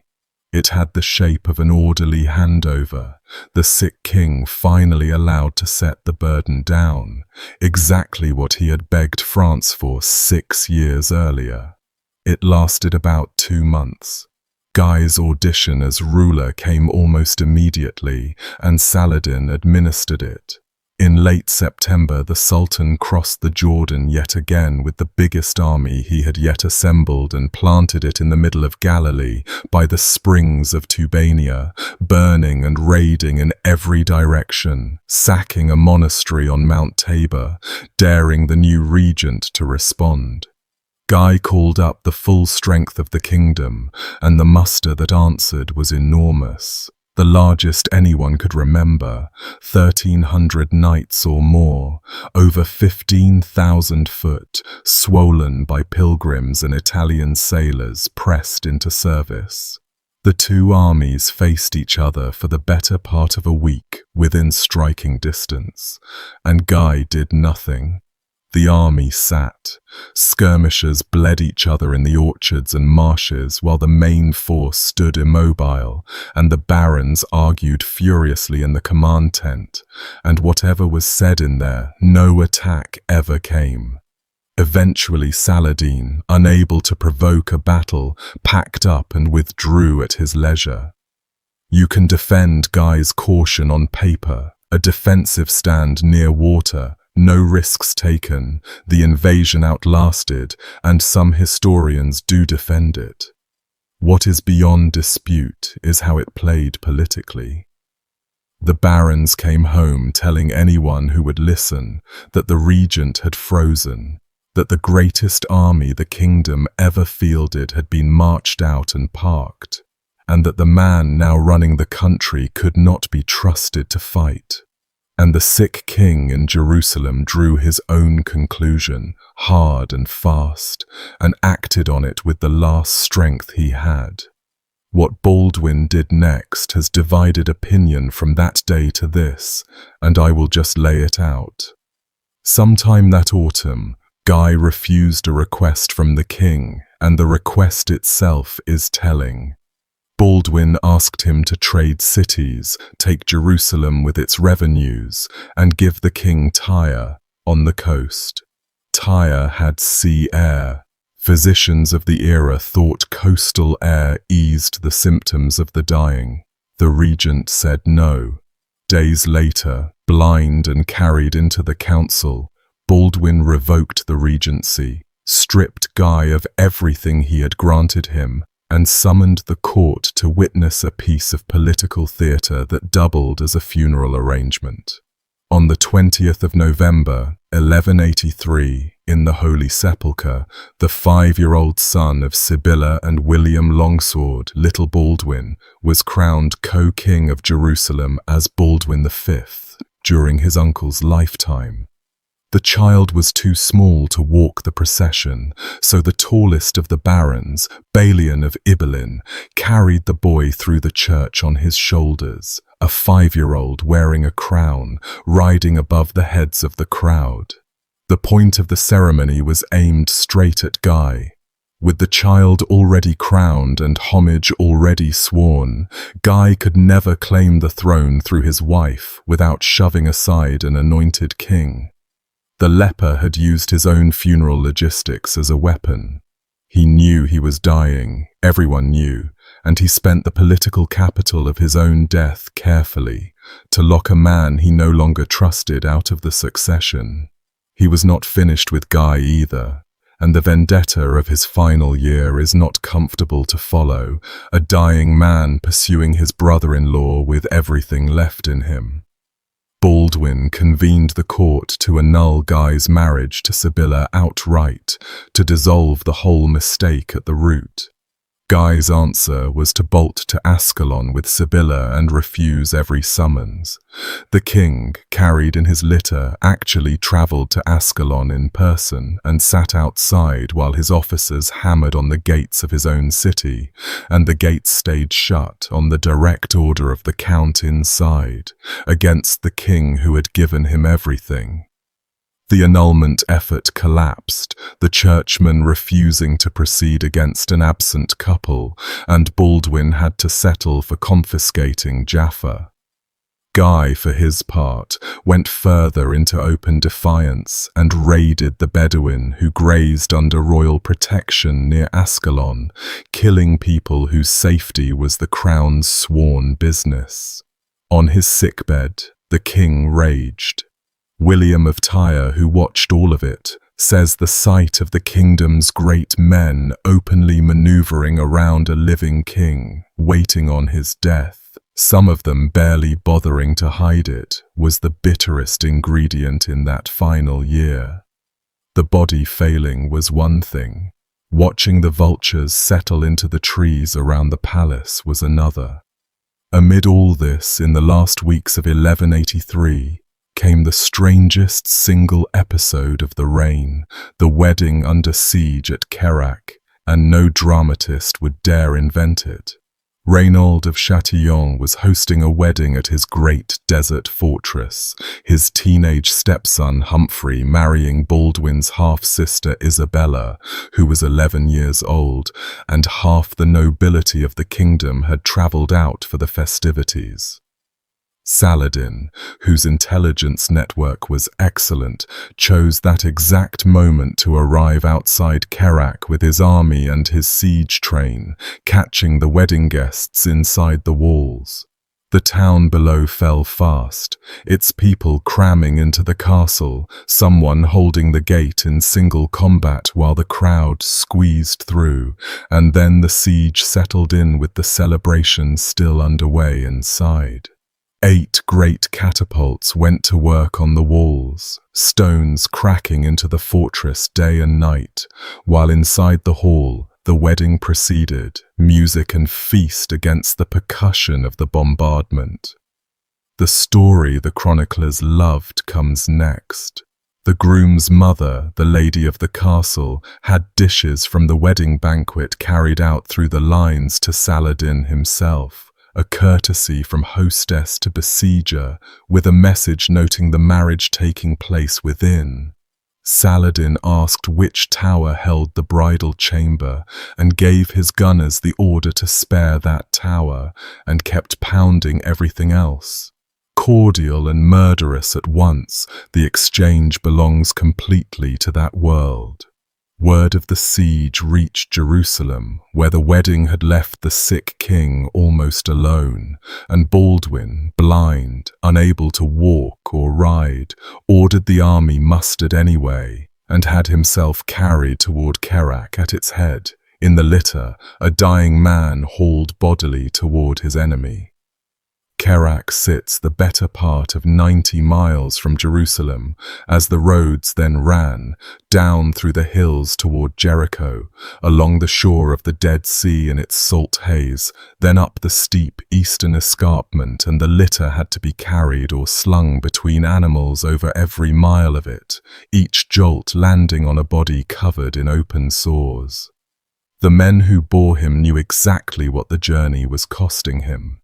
Command of the actual fighting he handed to Raymond of Tripoli, restored to favour now that Guy was disgraced, but Baldwin came in person, and Saladin knew he was coming. In the first days of December, rather than test the relief force, the Sultan burned his siege engines and withdrew. The king was carried in through the gates of Kerak, victorious over an opponent he could not see, on legs that no longer worked, into a castle full of wedding guests. It was the last time the two great adversaries ever maneuvered against each other. They never met in person, not once in the entire decade. A blind man in a litter and a sultan who kept declining to fight him. That was the final round, and on points, it went to the litter. The year that followed, 1184 was mostly the slow business of a man dying in public, and the sources let us see it in more detail than is comfortable. William of Tyre, who had known that body since it was a 9-year-old's, describes its final condition plainly. The king could no longer see at all. He could barely stand, and soon could not stand. His extremities, hands and feet both, were covered in open ulcerations, deep sores that would not close, so that both hands and both feet had passed entirely out of his use. The face that had once mirrored his father's had been remodeled by the disease into the swollen, furrowed mask the medical writers describe, the nose sunken, the features effaced. The ulcers wept, and the flesh around them died, and everyone who attended the king lived with the smell of that process, a detail nobody wrote down in so many words, and nobody had to. Dressing his wounds caused pain in the places that could still feel and nothing at all in the places that could not, and by this stage his body was a patchwork of those two conditions, agony and absence, distributed at random. Underneath it all, and every source agrees on this point with something like awe, the mind stayed completely clear. No delirium ever touched him, and none of the merciful fog that sometimes comes for the dying. Baldwin stayed sharp and in command of the government to the end, presiding from the litter, dictating, deciding. The disease took his body one province at a time and never once touched the part of him that had to watch. The people around him tried more than once to give him a way out, and his answers are on record. The patriarch and the masters of the military orders urged him to step aside, keep the royal title and dignity, and let others carry the executive burden. He refused. An offer had reached the court, too, from Europe, that the great kings of the West would send help, and the mission carrying the kingdom's appeal westward that year is a story all its own. Heraclius, the Patriarch of Jerusalem, sailed to Europe carrying the keys of the Tower of David and the keys of the Holy Sepulchre, the physical keys, and laid them at the feet of King Henry II of England, in effect offering the guardianship of the holy places to the Plantagenets, begging any prince of the West to come take up the burden a leper was carrying alone.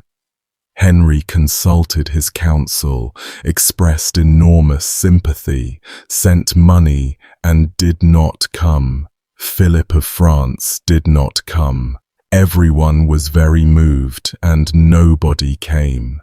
Meanwhile, the man they declined to relieve continued to hold the line from a stretcher. When the suggestion of formal abdication was raised at home, the answer that comes down to us has the ring of the actual person. He was still king, he said, and while he lived he would carry what a king carries. His subjects, remarkably, backed him. Whatever private horror the court felt in his presence, and the sources let slip that his own people found it hard to be near him, no faction ever moved to depose the leper. The most disfigured man in the kingdom remained the one person in it everybody could agree to obey. His mother had stayed close through these years, Agnes, back in his life for a decade now, reportedly at his side through the sick rooms, tending a son the world was watching decompose. Her own death came somewhere in this same stretch, within a year or so of her son's, and the record never says quite when. Whatever the chronicles thought of her politics, on the human ledger she did the one thing that was actually asked of her. She stayed in the room. He backed his refusal to abdicate with one more campaign too, and it has been overshadowed by the famous first one. In the summer of 1184, Saladin came back for Kerak, another full siege, more catapults than before, determined to crack the fortress that had defied him. And once more the mustering order went out from Jerusalem, and once more the litter was made ready, and the blind king was carried out at the head of his army down the same roads as the year before, toward the same castle. Saladin did the same thing he had done the last time. He declined the meeting, lifted the siege, and pulled back before the royal army arrived, taking out his frustration on the way home by burning the town of Nablus and marching its population off as captives while the garrison watched from the citadel. Twice, in the space of 9 months, the most powerful ruler in the Muslim world had walked away from a battlefield rather than test an army whose commander could not see it.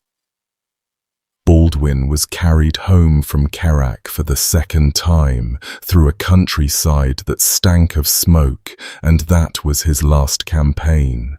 15 years old on his first campaign, 23 on his last, and across every defeat and near disaster in between, no enemy ever laid a hand on him. Few kings of that century with working legs could say the same. Through the winter of 1184 into 85, it became clear the end was arriving, and Baldwin spent his final weeks doing what he had done at the coronation of his nephew, arranging the world for after himself, clause by clause. He summoned the High Court to his bedside and dictated the settlement. Raymond of Tripoli would govern as regent for the child king Baldwin V, for 10 years or until the boy came of age. The child's physical custody went elsewhere, to his great-uncle Jocelyn, deliberately, so that no regent would hold both the government and the body of the king. A precaution born of how little anybody trusted anybody by this point. The royal castles went into the keeping of the military orders, neutral parties, same reason, and one final clause, the most striking of all.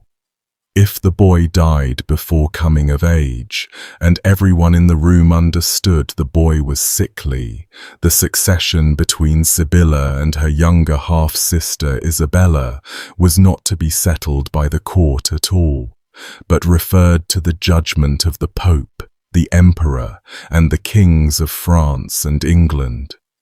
Baldwin had watched his own court fight over the succession for a decade, and his last political act was to declare, in effect, that he did not trust a single person present to decide it honestly. The barons swore to all of it, every clause, on holy relics. Count how many of those oaths survive contact with his funeral. In the early spring of 1185, in Jerusalem, Baldwin IV died. He was 23, a few months short of 24. The date usually given is the middle of March. The immediate cause, in modern clinical terms, was most likely overwhelming infection, sepsis pouring into the blood from the ulcerated ruin of his hands and feet, driving the fevers that had been racking him for months, though a 12th century deathbed recorded no such vocabulary. The chronicles say only that the illness conquered him at last, after reigning 11 years and living not quite 24, and that he met it with the same clarity he had kept throughout. He was buried in the Church of the Holy Sepulchre, beside his father and the 7 kings before him, under the same roof as the tomb of Christ, a few steps from the spot where a 13-year-old had been crowned on the anniversary of the city's conquest. The disease had taken his sight, his hands, his feet, his face, and his voice by stages over 14 years, and the one thing it never got was the crown. He died a reigning, obeyed, anointed king, in his own capital, in his own bed, and given everything stacked against that outcome from the moment a tutor noticed a boy losing at a pinching game. It may be the most improbable victory of his improbable life. What his kingdom did with the peace he left behind is the epilogue, and it doubles as the case for how much that dying man had actually been holding together. The unraveling took 28 months, start to finish. The child king lasted the first year and a half of them. Baldwin V had always been frail, and in the late summer of 1186 at Acre, he died at the age of 8 or 9. His grandfather by marriage carried the small coffin to Jerusalem, and the boy was buried beside his uncle in the Holy Sepulchre under a carved marble tomb, the last king ever laid in that church. And with him died every safeguard Baldwin had constructed. The clause about referring the succession to the Pope and the kings of Europe sworn on relics 18 months earlier went straight into the fire. While Raymond of Tripoli, the designated regent, was maneuvering at Nablus, the opposing faction moved with beautiful speed. Sibylla was in Jerusalem, and so was the Patriarch, and so was Reynald of Châtillon, and the gates were shut, and a coronation was organized within weeks. One concession was extracted from her first. The barons who crowned her demanded she divorce Guy. The man half the kingdom refused to follow, and she agreed on one condition, that she alone would choose her next husband. They accepted. She was crowned Queen of Jerusalem, and then, before the assembly, she called her husband forward and set the second crown on Guy's head with her own hands, choosing him. You have to grant the move its brilliance.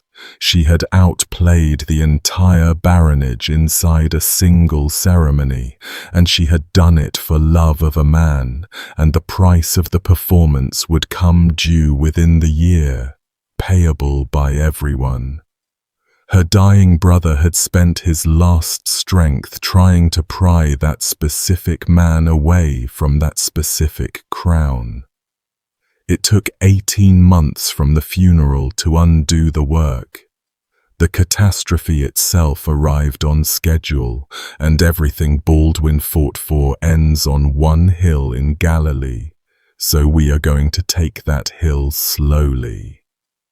In the winter of 1186 into 87, with a truce technically in force, Reynald of Châtillon looked out from Kerak at a rich caravan moving up from Egypt towards Syria, and did the only thing his nature permitted. He took it, the goods, the merchants, the travelers, everything. And among the reports that spread afterwards was a claim that Saladin's own sister had been traveling with that caravan. When Saladin demanded restitution under the treaty, and King Guy ordered his mightiest vassal to comply, Reynald answered, in substance, that he was master in his own lands, and had no truce with Saladin. Word for word, it was the same defiance he had thrown at the dying Baldwin 5 years earlier, and the difference between the two moments measures the two kings. Baldwin had lacked the strength to compel him. Guy lacked the standing even to try. Reynold was the strongest supporter propping up his shaky crown. Saladin renewed his old oath about Reynold personally and called up the largest army of his career from every province of his empire. And in late June of 1187, perhaps 30,000 men crossed the Jordan and put siege to Tiberias. A preview of the disaster had already been staged 2 months earlier at a place called the Springs of Cresson, and the kingdom somehow watched it happen and learned nothing. On the 1st of May, 1187, a Muslim reconnaissance force some 7,000 strong was moving through Galilee, under safe conduct, strangely enough, one more artifact of the poisonous politics between Guy and Raymond. A small Frankish force intercepted it near Nazareth, about 130 knights of the temple and the hospital, plus a few hundred foot, and the master of the Templars, a hothead named Gerard of Ridderfort, looked at odds of roughly 50 to 1 and ordered a charge. The marshal of the temple objected. Gerard, in front of the men, questioned whether he loved his blonde head too much to risk it, and honor did the rest. The charge went in, the 7,000 closed around it, and the entire force was wiped out in minutes, the marshal and his blonde head included, along with the master of the hospital, killed with a spear through the chest. Gerard himself cut his way out with 3 or 4 companions and survived, naturally the author of the massacre being its principal survivor. The foot soldiers were rounded up afterwards, and the victors rode back past the walls of Tiberias, with the heads of the Templars raised on the points of their lances, a procession of famous faces going by at spear height while the town watched. Every commander in the kingdom got the message of Cresson, that charging Saladin's army at desperate odds meant annihilation. 9 weeks later, at the council before Hattin, the loudest voice urging the march into the waterless hills belonged to Gerard of Ridderfort. Guy summoned the kingdom, and the kingdom emptied itself into his camp. And that verb is barely an exaggeration. 1,200 knights, somewhere between 15 and 20,000 fighting men altogether, castle garrisons stripped to skeletons, the treasure sent by the King of England spent on hired soldiers, the true cross fetched from Jerusalem to march before the host. Nearly every fighting man the Crusader states possessed stood in that one army. That made the army the kingdom itself, and the barons in the command tent understood perfectly that losing it would mean losing everything at once. Raymond of Tripoli, whose own wife was the one trapped in Tiberias, stood up in council and argued against marching to her rescue, telling them plainly to let his town burn and his lands go, since the army mattered more than any one city, and Saladin wanted a battle in the open. The advice held for a day. Then, in a midnight session that has been argued about for 8 centuries, other voices, Reynold's prominent among them, worked on Guy, questioning his courage, invoking his crown, and by morning the order had reversed. The army would march to Tiberias. On the 2nd of July, it left its watered camp at Sephoria and stepped off into the hills in high summer, across a plateau with no water on the route, wearing quilted padding and mail under the Levantine sun. That first day undid them. Saladin's horse archers arrived in swarms and circled the column all day, killing the pace, feathering the rearguard with arrows, forcing constant halts, and the miles crawled by, and the sun did its work, and the waterskins gave out one by one.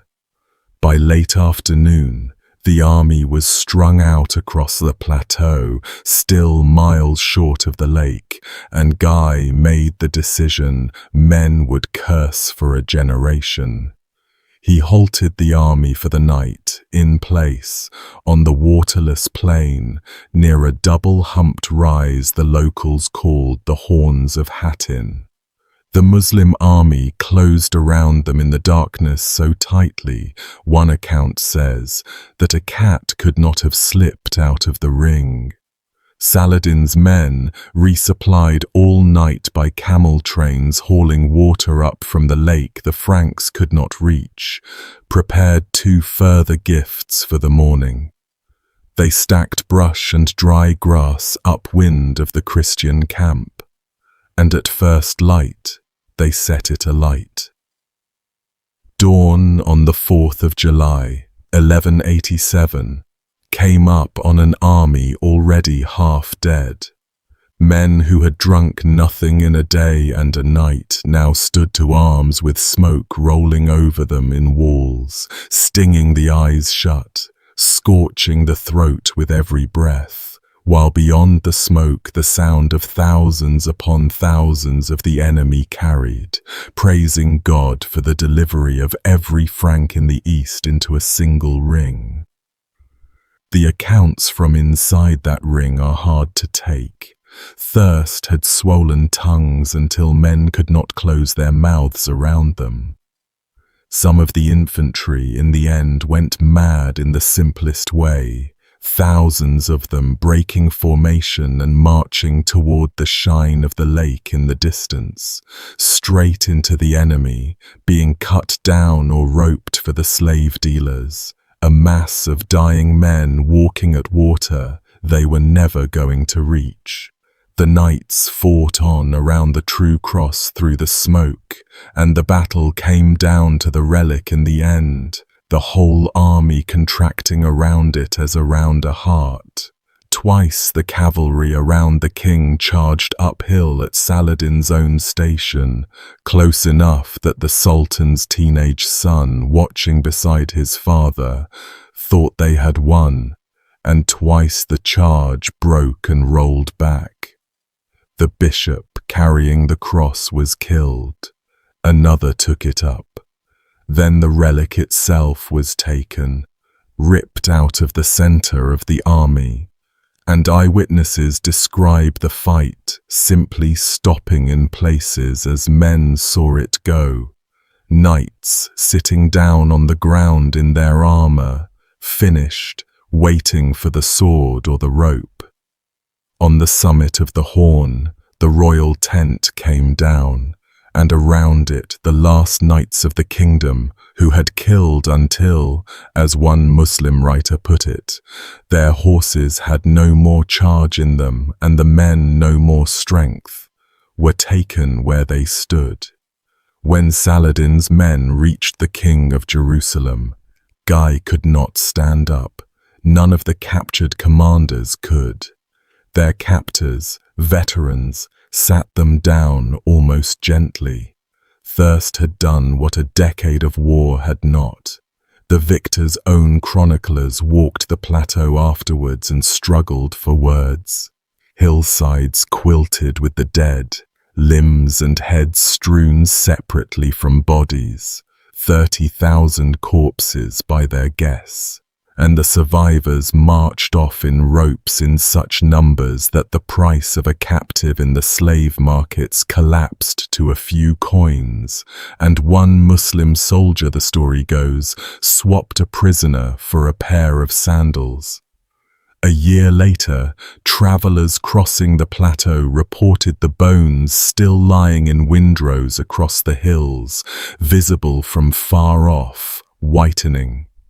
In his tent that evening, Saladin staged the scene the whole Muslim world had been promised. The King of Jerusalem and Reynald of Chatillon were brought before him, both wrecked with thirst, and Saladin handed Guy a cup of water iced with snow from Mount Hermon, and this gesture had legal weight, since by custom a captor who gave a prisoner drink had granted him his life. Guy drank and passed the cup to Reynald. Saladin stopped the room. "Tell the king," he said through the interpreter, "that it was he who gave that man drink," meaning the protection did not travel with the cup. Then he turned to Reynald, itemized his crimes, the caravans, the truce-breaking, the Red Sea raid toward the holy cities, and offered him Islam, and Reynald, out of courage or contempt, both were in ample supply in that man, refused with insults. Saladin rose and swung a sword into him, taking his arm at the shoulder by some accounts, and the guards finished the old pirate on the carpet of the tent, then dragged the body out and beheaded it, and the head was carried through the cities of the empire afterwards, the proof of an oath kept, 4.5 years after it was sworn. Guy, watching all of this from a few feet away, and reasonably concluding he was next, was reassured by the Sultan with a line that has travelled well, that kings do not kill kings, and that man of no faith and no honour had gone beyond all bounds. One more scene from those days, worse than Reynald's end, belongs in the record. The captured knights of the temple and the hospital, some 230 of them, were dealt with 2 days later as an institution rather than as men, since Saladin regarded the military orders as too dangerous to ransom or enslave. He offered each knight conversion, bought those who refused from their captors at 50 dinars a head, and handed them for execution to the holy men travelling with his army, scholars and Sufi ascetics, volunteers of the pen rather than the sword, each granted the honour of killing his own Templar. Imad ad-Din stood in the audience and recorded it without blinking. Some of the executioners killing cleanly, some hacking at the job with unskilled arms until soldiers had to step in and finish it, the crowd cheering the clean strokes, the Sultan watching from a dais, and the whole time, he tells us, the faces of the condemned showed the least concern of anyone present. After Hattin, the kingdom fell like a shelf of crockery, since Baldwin's successors had helpfully concentrated its entire defense in the one army that no longer existed. Acre surrendered within days. Then the coast, town after town through the summer, garrisons of 12 men handing over walls built for 500. Ascalon held out briefly. By late September, Saladin stood before Jerusalem itself, defended at that point by Balian of Ibelin, the same tall baron who had carried a 5-year-old king on his shoulders through the Holy Sepulchre 4 years earlier, now commanding a city so empty of soldiers that he knighted teenage boys of the burgher families to put someone, anyone, on the walls. The defense lasted 12 days. When the wall broke by St. Stephen's Gate, Balian went to Saladin and negotiated with the only card remaining, a promise that if no terms were given, the defenders would kill their own families, burn the city, tear down the dome of the rock, and die on the rubble. Saladin, who had sworn to take the city by the sword, took a ransom instead. 10 dinars a man, 5 a woman, 1 per child, and on the 2nd of October, 1187, a date that fell in his own calendar on the anniversary of the Prophet's night ascension from that very city, he entered Jerusalem. No massacre followed, a restraint that stood in pointed contrast to what the First Crusade had done in those streets 88 years earlier, and the contrast was noted on both sides, then and ever since. The mercy had limits. Somewhere between 8 and 16,000 of the poor could not raise even those small ransoms, and when the columns of the redeemed marched out, those thousands were marched the other way, into the slave markets, families split at the auction block, and the chronicles on the Muslim side record the distribution of the women without embarrassment. The great gilded cross came down off the dome of the rock and was dragged and beaten through the streets. And in the Church of the Holy Sepulchre, Christian services stopped over the graves of the kings, over the 2 Baldwins lying side by side, uncle and nephew, the leper and the child, 30 months in the ground and already belonging to a vanished country. Word of Hattin and the fall of the city crossed the sea that autumn, and the old Pope, they say, died of the grief of hearing it. A new crusade began assembling almost at once, the big one, Richard the Lionheart and all that, a story for another video. Our story stays with the dead king and with what happened to his memory. The afterlife of Baldwin IV has been nearly as strange as the life. Start with the man who wrote him down. William of Tyre, the tutor, kept working on his great chronicle through all the years we have covered, and the book stops in 1184, mid-story, with his former pupil dying by inches and the succession crisis boiling. William himself died around 1186, close enough to Baldwin's own death that the teacher and the student left the world almost together, and mercifully before Hattin. He never had to write the ending. Everything tender in the record, the pinching game, the schoolroom details no one else would have thought worth preserving, exists only through him. And when you handle those passages, you are handling the grief of a specific old man who outlived the child he taught by about a year.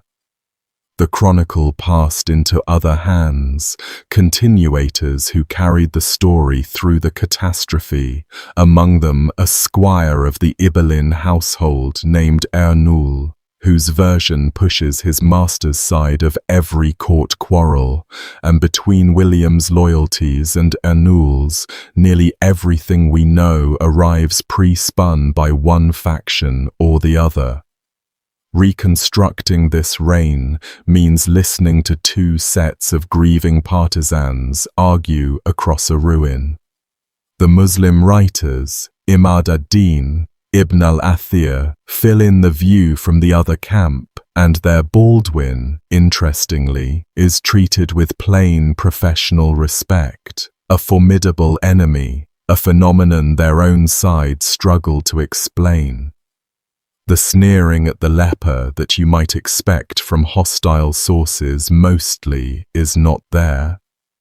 The unsparing anatomical record of what the disease did to him comes from his own side, from the pen of the man who loved him most, and there is something almost unbearable in that.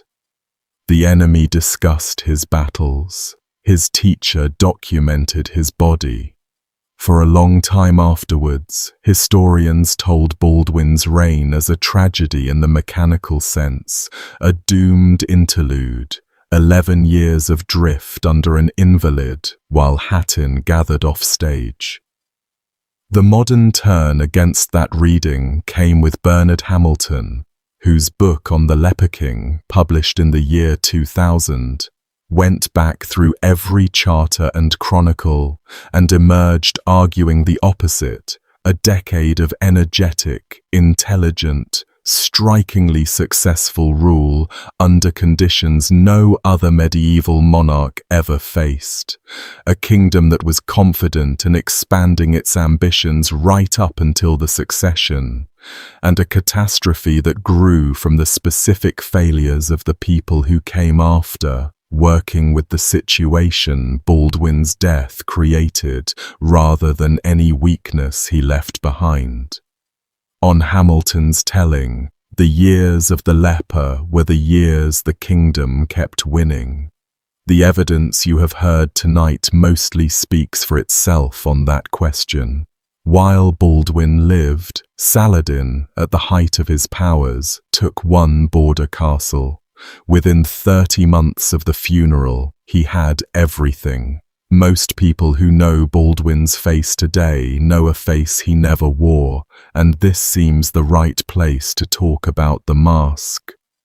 Ridley Scott's 2005 film Kingdom of Heaven gave the world its Baldwin, a soft-voiced philosopher king played by Edward Norton, behind a serene mask of hammered silver, a haunting piece of design, and the image has all but replaced the historical record in popular memory, to the point where paintings, game characters, and half the internet now put the Leper King in silver as a matter of course.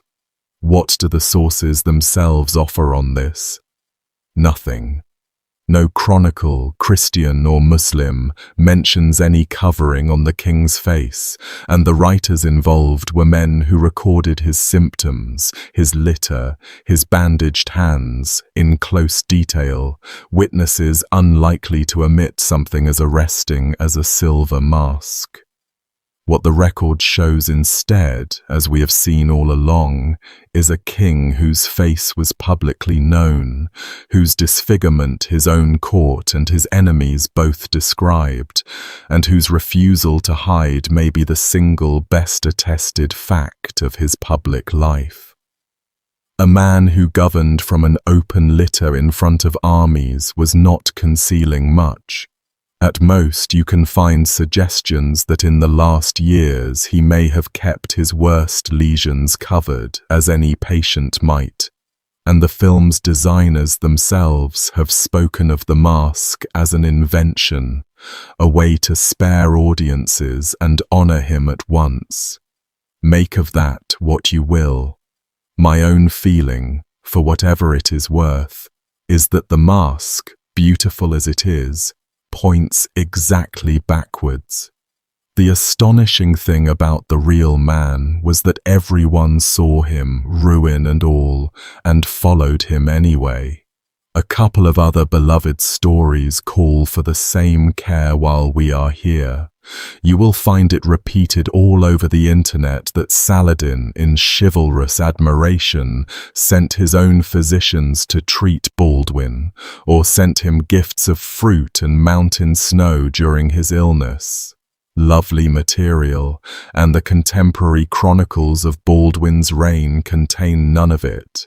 Gifts of fruit and snow and the offer of personal physicians are richly attested a few years later between Saladin and Richard the Lionheart during the Third Crusade, where the Sultan really did send iced drinks and pears to his sick enemy, and the two stories seem to have blurred together somewhere in the retelling, Richard's snow migrating backwards onto Baldwin.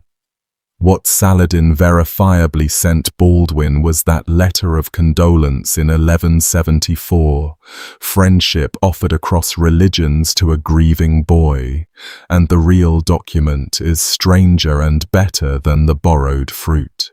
Similar caution applies to the battle figures you will see quoted for Montgisard, a few hundred knights against 26,000, which come straight from the victors and follow the usual physics of medieval numbers, growing with every telling.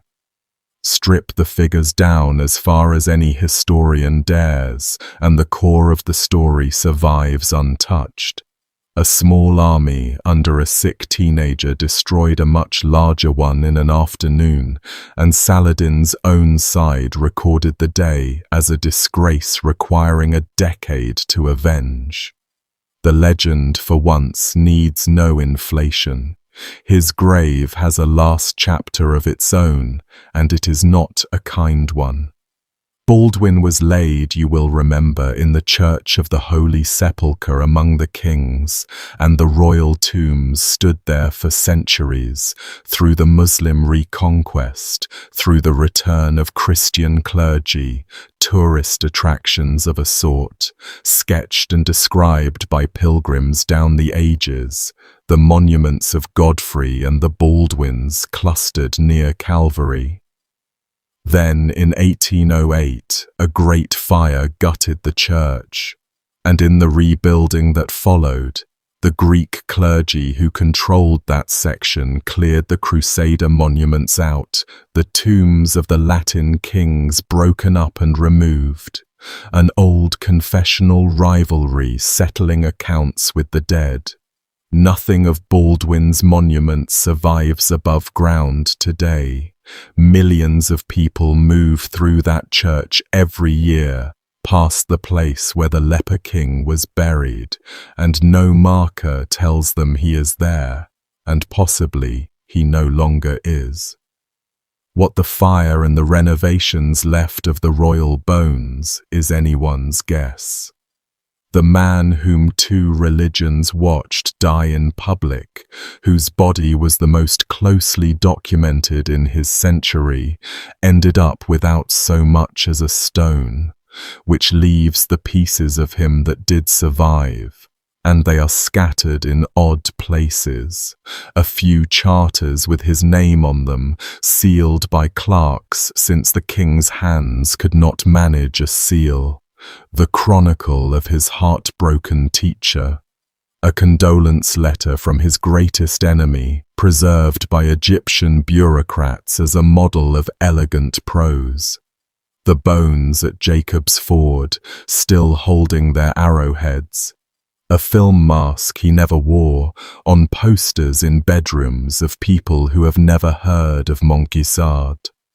And one image the record hands us that no fiction has improved on, from the autumn of 1183, the army of Jerusalem winding down the desert road toward Kerak, and in the middle of the column a curtained litter, and inside it a blind man of 22 whose face is gone and whose feet have failed, and who has asked the whole world for permission to stop and been refused, going to war anyway, at the head of men who could see everything the curtains did not hide and marched behind him regardless. Saladin, told who was coming, packed up and left. Draw whatever conclusion from that you like. His enemies drew theirs 800 years ago, and it kept them off that road. All right, that is Baldwin IV. I have covered a lot of miserable ends on this channel, and I can tell you this one sat with me differently. Do me a favor and tell me in the comments what you thought, and where in the world you ended up hearing it. One more thank you to every Patreon supporter and YouTube member keeping the lights on here. Those two things fund the research time these episodes eat.